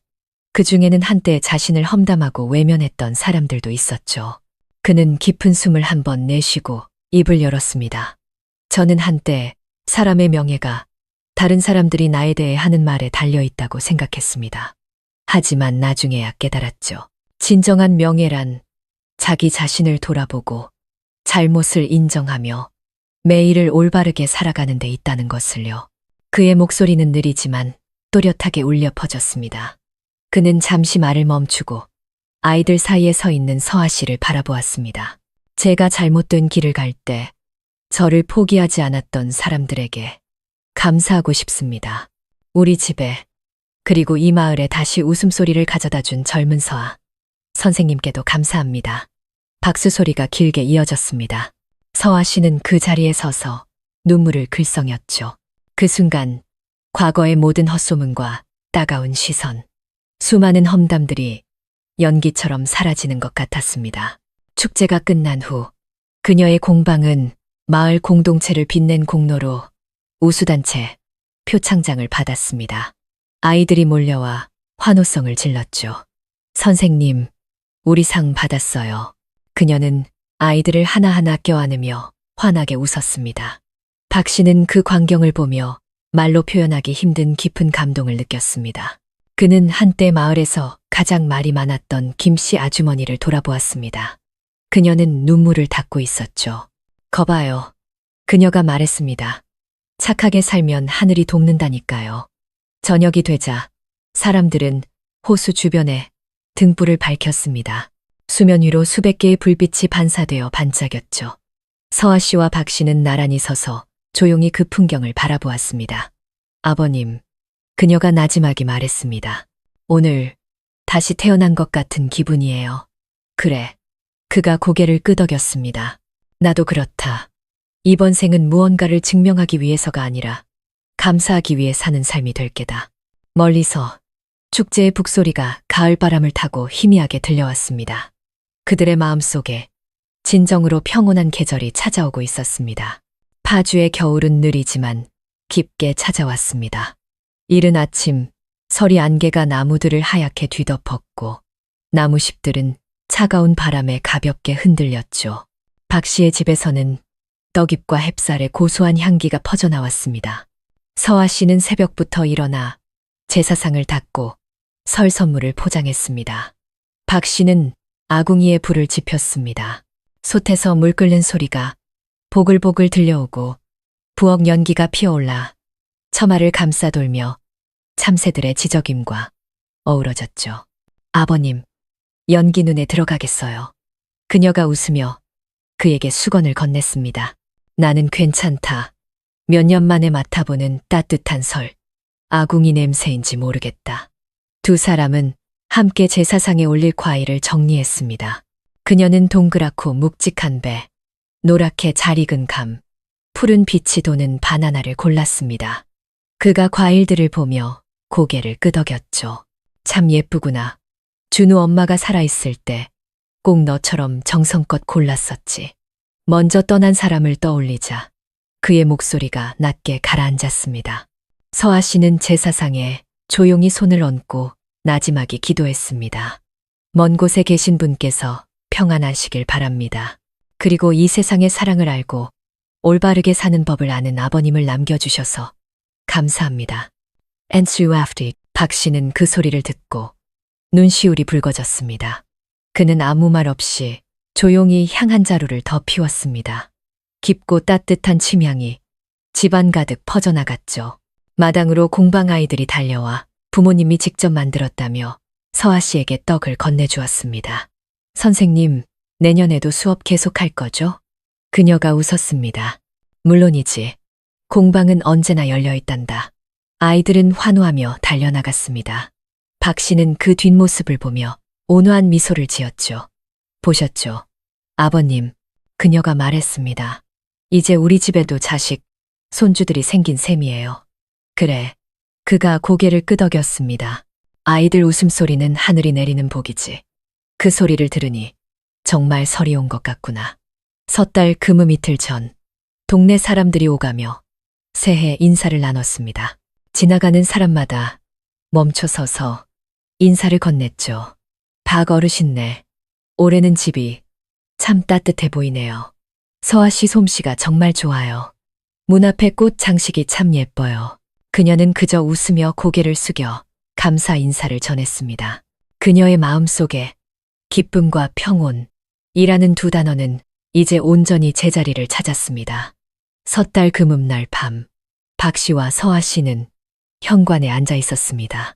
두 사람 사이에는 따뜻한 찻주전자가 놓여 있었고 멀리 시내에서 터지는 불꽃이 밤하늘을 환하게 비추었죠.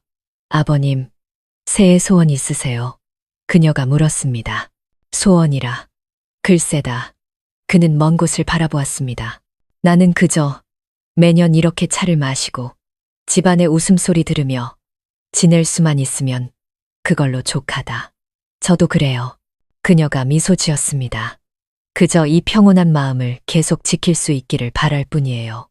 두 사람은 조용히 멀리서 터지는 불꽃 소리를 들었습니다. 집안에서 시계가 12번 울렸습니다. 한 해가 가고 새로운 해가 시작되었습니다. 소란도 눈물도 없이 오직 향연기와 서로를 용서하는 법을 배운 두 사람의 따뜻한 온기만이 남았습니다. 현관 밖 설 아궁이의 연기가 안개와 섞여 골목 끝까지 퍼져나갔습니다. 그날 밤 파주에서 사람들은 박 씨 집에 복이 들었다며 새해에는 좋은 일만 가득할 거라고 말했습니다. 그는 미소 지으며 차를 따랐습니다. 그리고 천천히 말했죠. 그래, 이 집에 다시 평온이 찾아왔으니까. 설이 지나고 파주는 생기로 가득 찼습니다. 길가의 나무들에는 연보라색 꽃이 피고 작은 새들이 기와 지붕 위에서 지저귀며 서로를 불렀죠. 봄바람이 따스함과 젖은 흙냄새를 싣고 마을 구석구석으로 스며들었습니다. 이제 박 씨의 집은 아이들의 단골 약속 장소가 되었습니다. 벽에는 아이들이 그린 그림과 직접 만든 팔찌, 꽃, 카드가 가득 걸려 있었죠. 서아 씨는 작은 간판을 하나 더 걸었습니다. 봄학기 수강생 모집, 이웃 마을 학생들도 환영합니다. 그 소식은 봄 소식보다 더 빠르게 퍼져나갔습니다. 며칠 뒤 이웃 마을에서도 학생들이 찾아왔습니다. 자전거를 타고 오는 아이도 있었고 부모님 차를 타고 오는 아이도 있었죠. 작았던 집은 이제 웃음소리로 가득 찼습니다. 박 씨는 책상을 더 만들고 작품을 걸 선반을 더 달았습니다. 아이들이 무언가에 열중하는 모습을 볼 때마다 그는 수십 년 전에 자신을 떠올렸습니다. 한때 믿음을 잃었던 아버지가 이제 아이들의 웃음소리 속에서 다시 살아가고 있었습니다.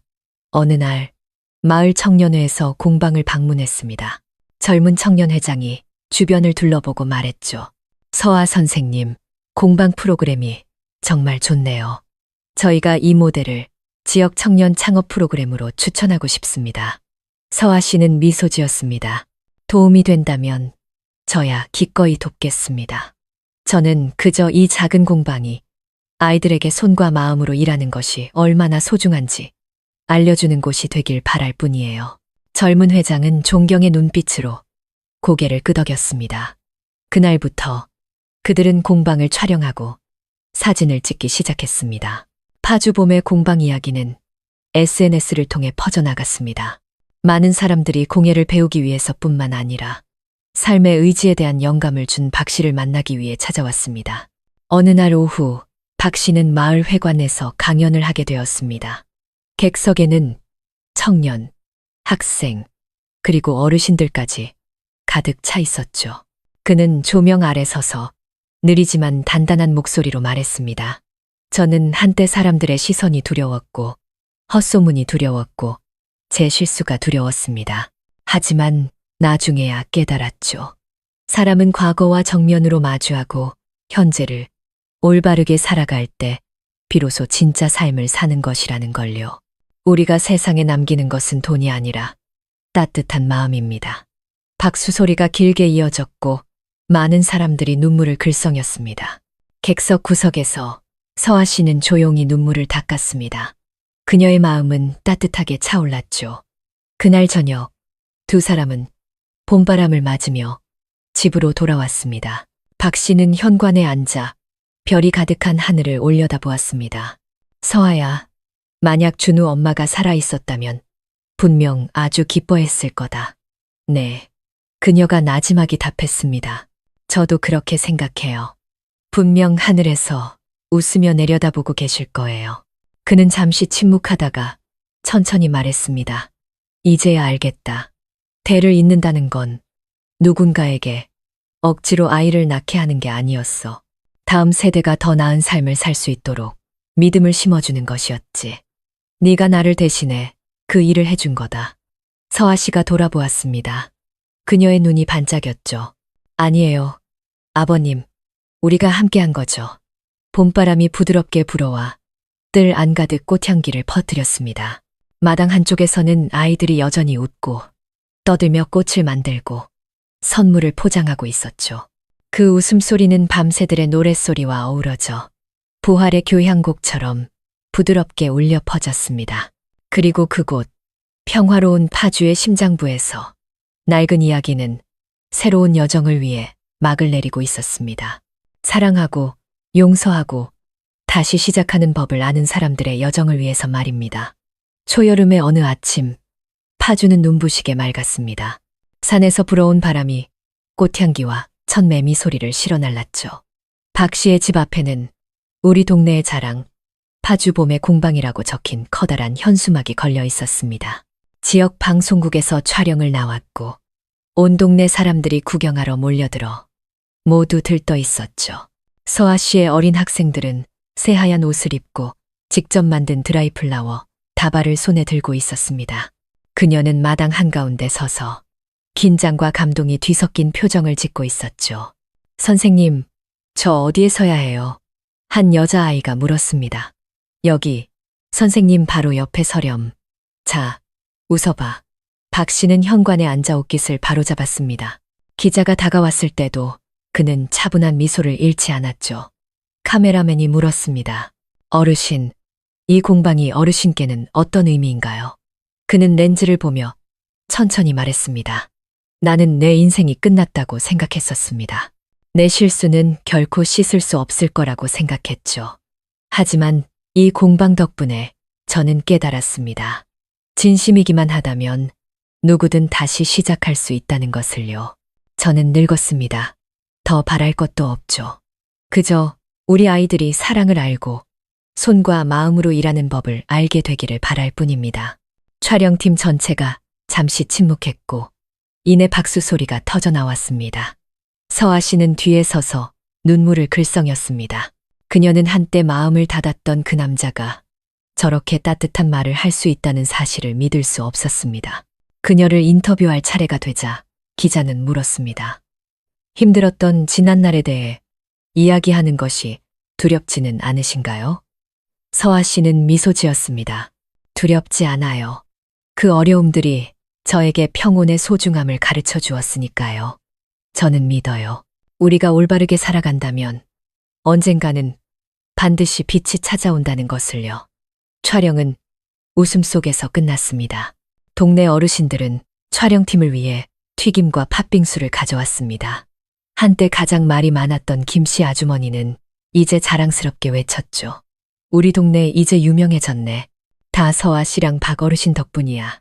저녁이 되어 촬영팀이 떠난 후 서아 씨와 박 씨는 툇마루에 나란히 앉았습니다. 부드러운 바람이 불어와 각각 끈 풀냄새를 실어 날랐죠. 아버님, 아직도 좀 이상해요. 우리가 한때 이 마을의 슬픈 이야기였는데 이제는 이렇게 칭찬을 받네요. 그가 조용히 웃었습니다. 인생이란 그런 거란다, 얘야. 중요한 건 우리가 어떤 오해를 받았는지가 아니라 그 후에 어떻게 살아갔느냐는 것이지. 그녀는 고개를 끄덕이며 주황빛으로 물드는 하늘을 보았습니다. 노을 속에서 가로등이 하나둘 켜지며 마당 앞에 꽃들을 비추었죠. 아버님, 그녀가 나지막이 말했습니다. 만약 예전에 아버님이 저를 믿어주지 않으셨다면 이런 공방은 없었을 거예요. 내가 널 믿었지. 그가 답했습니다. 네가 나에게 사람을 다시 믿게 해주었으니까. 두 사람은 골목 어귀에서 뛰노는 아이들 소리를 들으며 침묵했습니다. 매미 소리는 저녁 바람과 어우러져 부드러운 숨결처럼 들렸죠. 그날 밤 뉴스가 방송되었습니다. 온 동네 사람들이 공방 앞에 모여 텔레비전을 보았죠.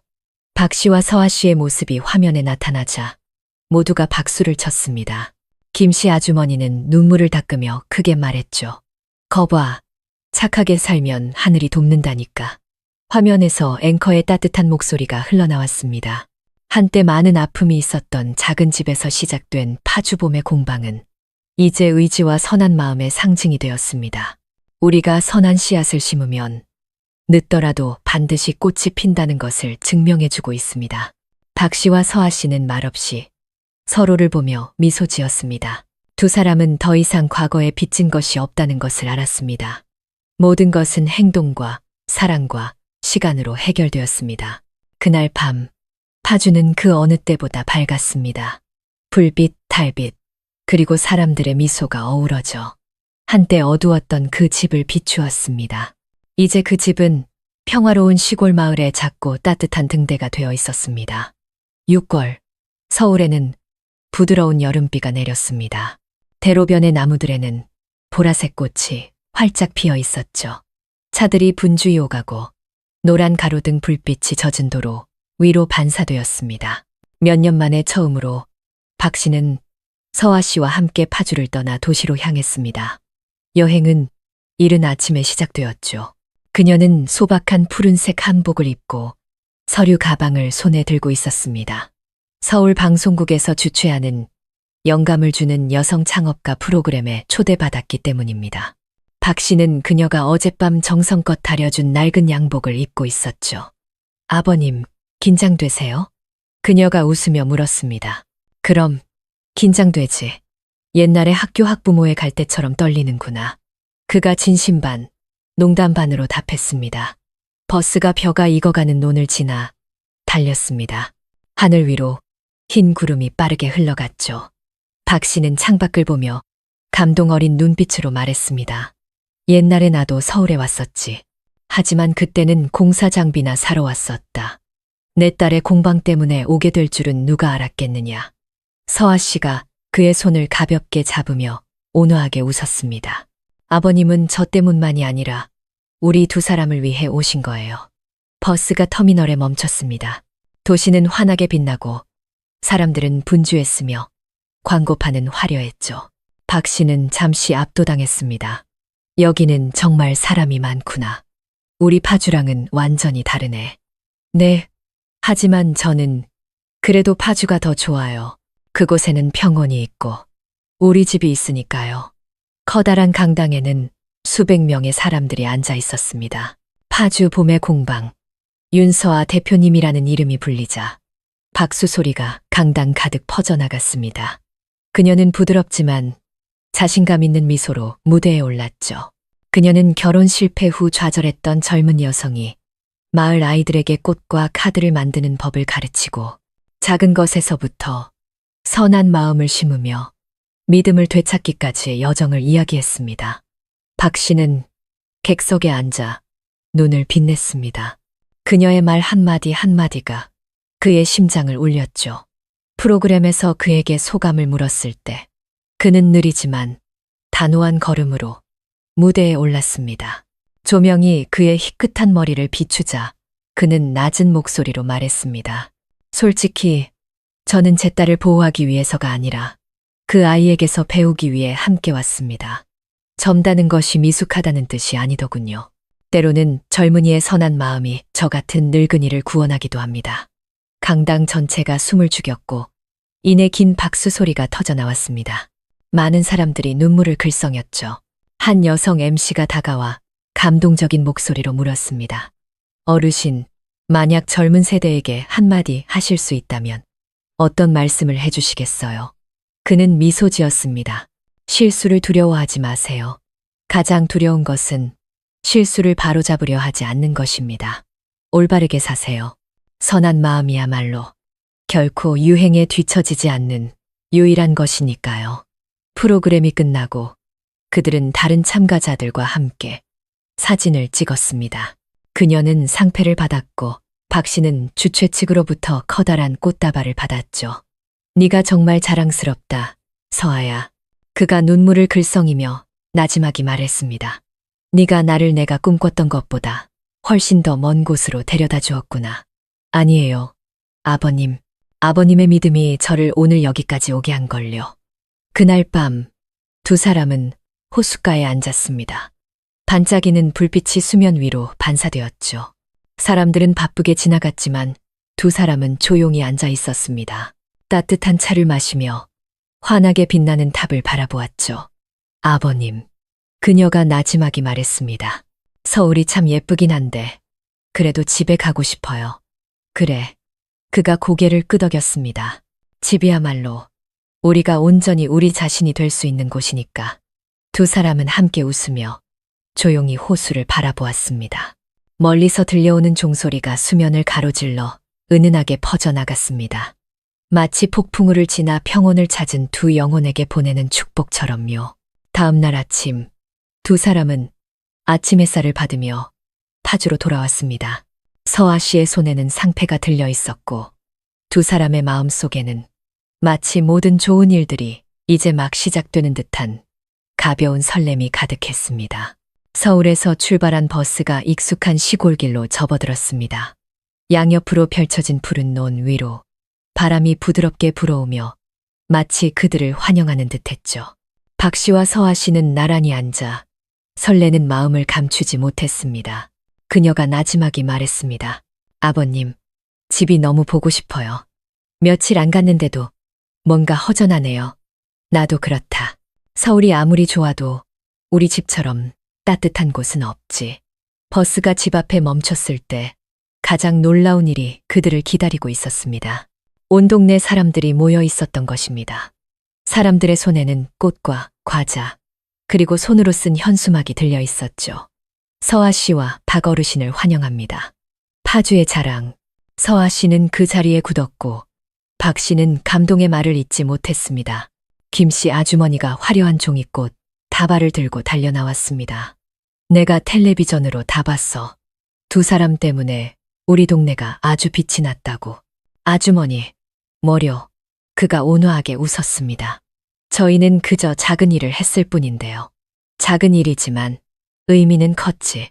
김 씨 아주머니가 눈을 반짝이며 말했습니다. 누가 알았겠어. 예전엔 사람들이 이러쿵저러쿵 하더니 이제는 다들 두 사람을 진심으로 아끼는 걸. 공방 아이들이 몰려와 환호했습니다.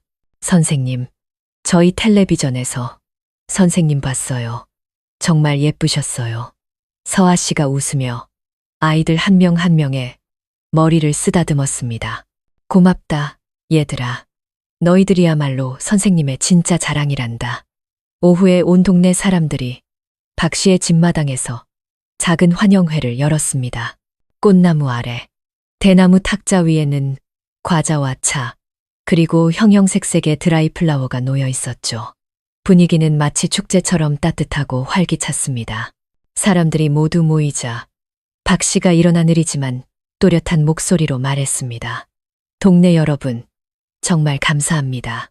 만약 여러분이 없었다면, 이 따뜻한 이웃의 정이 없었다면 저희는 결코 버티지 못했을 겁니다. 저는 이제 늙었습니다. 그저 우리 젊은 세대가 서아처럼 올바르고 소박한 일들로 대를 이어가길 바랄 뿐입니다. 박수 소리가 터져 나왔고 김 씨 아주머니가 크게 웃었습니다. 이러다 우리 박 어르신 올해의 인물 되겠네. 마당 가득 즐거운 웃음소리가 퍼져나갔습니다. 밤이 되어 손님들이 모두 돌아간 후 박 씨는 현관에 앉아 불이 켜진 집을 바라보았습니다. 서아 씨가 차를 우려 두 잔을 따랐죠. 초승달이 마당을 비추고 밤바람은 꽃향기를 실어 날랐습니다. 아버님, 그녀가 나지막이 말했습니다. 이제 아버님은 정말 쉬실 때가 된 것 같아요. 그게 무슨 말이냐? 이제 이 집이랑 공방은 제가 맡을게요. 아버님은 그냥 아이들 가르치시고 이야기 들려주시고 정원이나 돌보세요. 박 씨는 말이 없었습니다. 그의 눈빛은 깊었죠. 그는 한때 기억이자 고통이었고 구원이었던 이 집을 바라보았습니다. 이제 그곳은 아이들의 웃음소리로 가득 차 있었습니다. 그는 조용히 고개를 끄덕였습니다. 그래, 널 믿는다. 이제 이 집은 새로운 세대의 것이지. 서아 씨가 눈을 반짝이며 조용히 웃었습니다.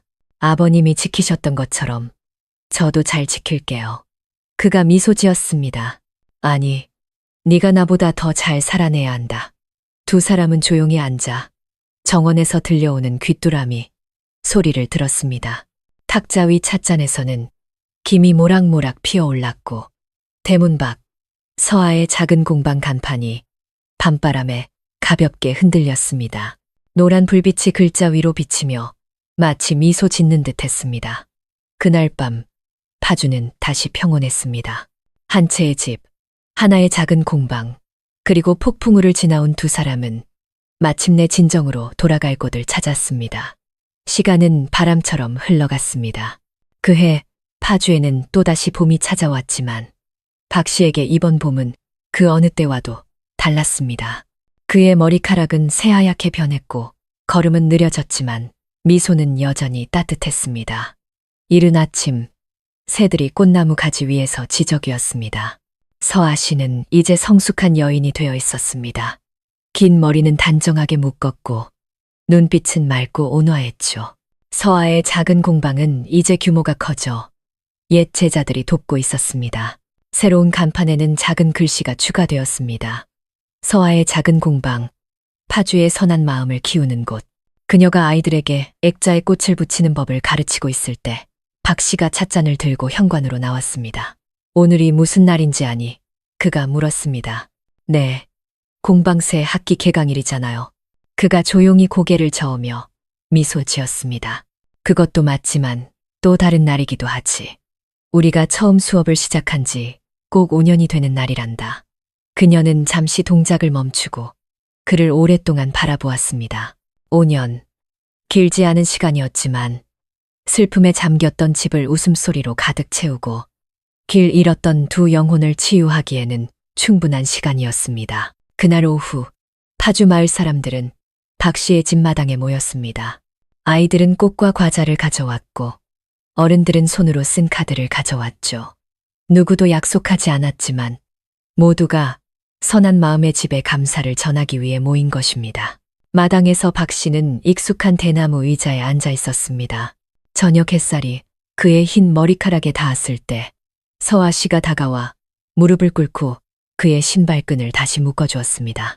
그는 진짜 아버지만큼이나 온화한 눈빛으로 그녀를 보았습니다. 보셨죠? 아버님, 그녀가 나지막이 말했습니다. 이제 우리 집에는 온갖 꽃과 웃음소리, 그리고 사랑이 가득해요. 그래, 그가 조용히 답했습니다. 그리고 평온도 있지. 내가 평생 찾아 헤맸던 바로 그 평온 말이다. 그녀는 말없이 그의 손을 잡았습니다. 그 손은 야위고 햇볕에 그을렸지만 여전히 따뜻했습니다. 저녁이 되자 그들은 마당 한가운데서 모두 함께 모닥불을 피웠습니다. 기타 소리가 울려 퍼지고 아이들은 동요를 불렀습니다. 박 씨도 조용히 따라 불렀죠. 그의 목소리는 떨렸지만 행복에 차 있었습니다. 밤이 깊어지자 그녀는 그에게 차 한 잔을 따라주었습니다.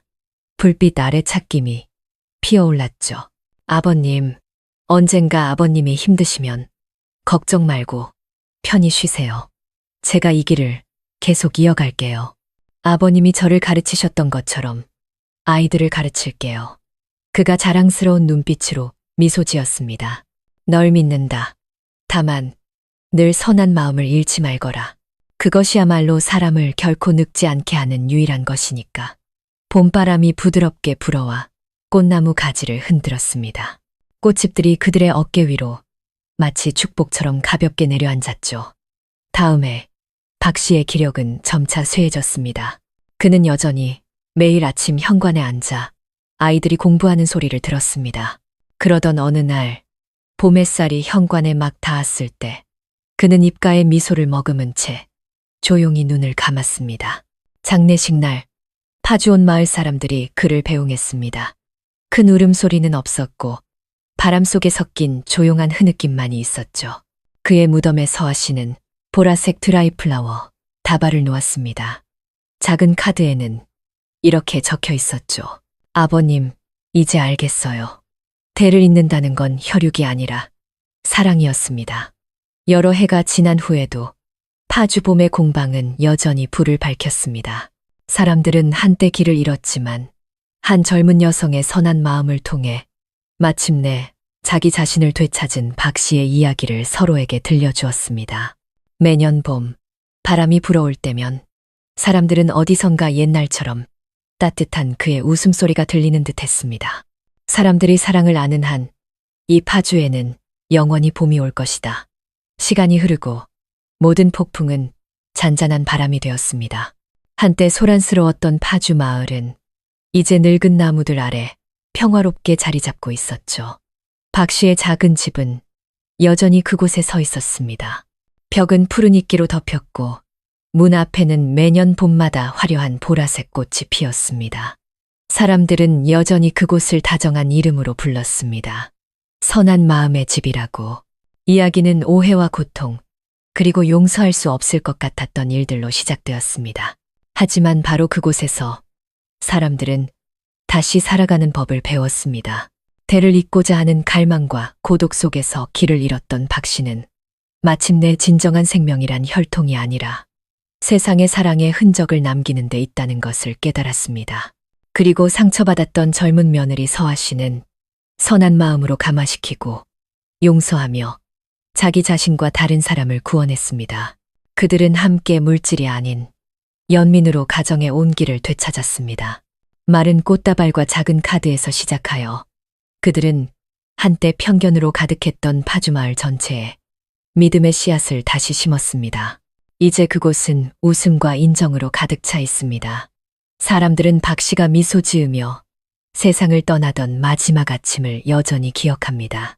파주봄의 공방에서 아이들이 글 읽는 소리가 울려 퍼지는 가운데 누구도 울지 않았습니다. 오직 꽃향기와 평온을 찾은 사람의 온화한 미소만이 있었죠. 그리고 서아 씨는 그 공방을 계속 이어갔습니다. 지식과 사랑으로 대를 잇는 일을 계속했죠. 아이들은 자라났고 많은 아이들이 먼 곳으로 떠났지만 파주로 돌아올 때마다 그들은 낡은 집에 들러 향을 피우고 속삭였습니다. 박 선생님, 서아 선생님, 감사합니다. 두 분 덕분에 저는 인생의 선함을 믿게 되었습니다.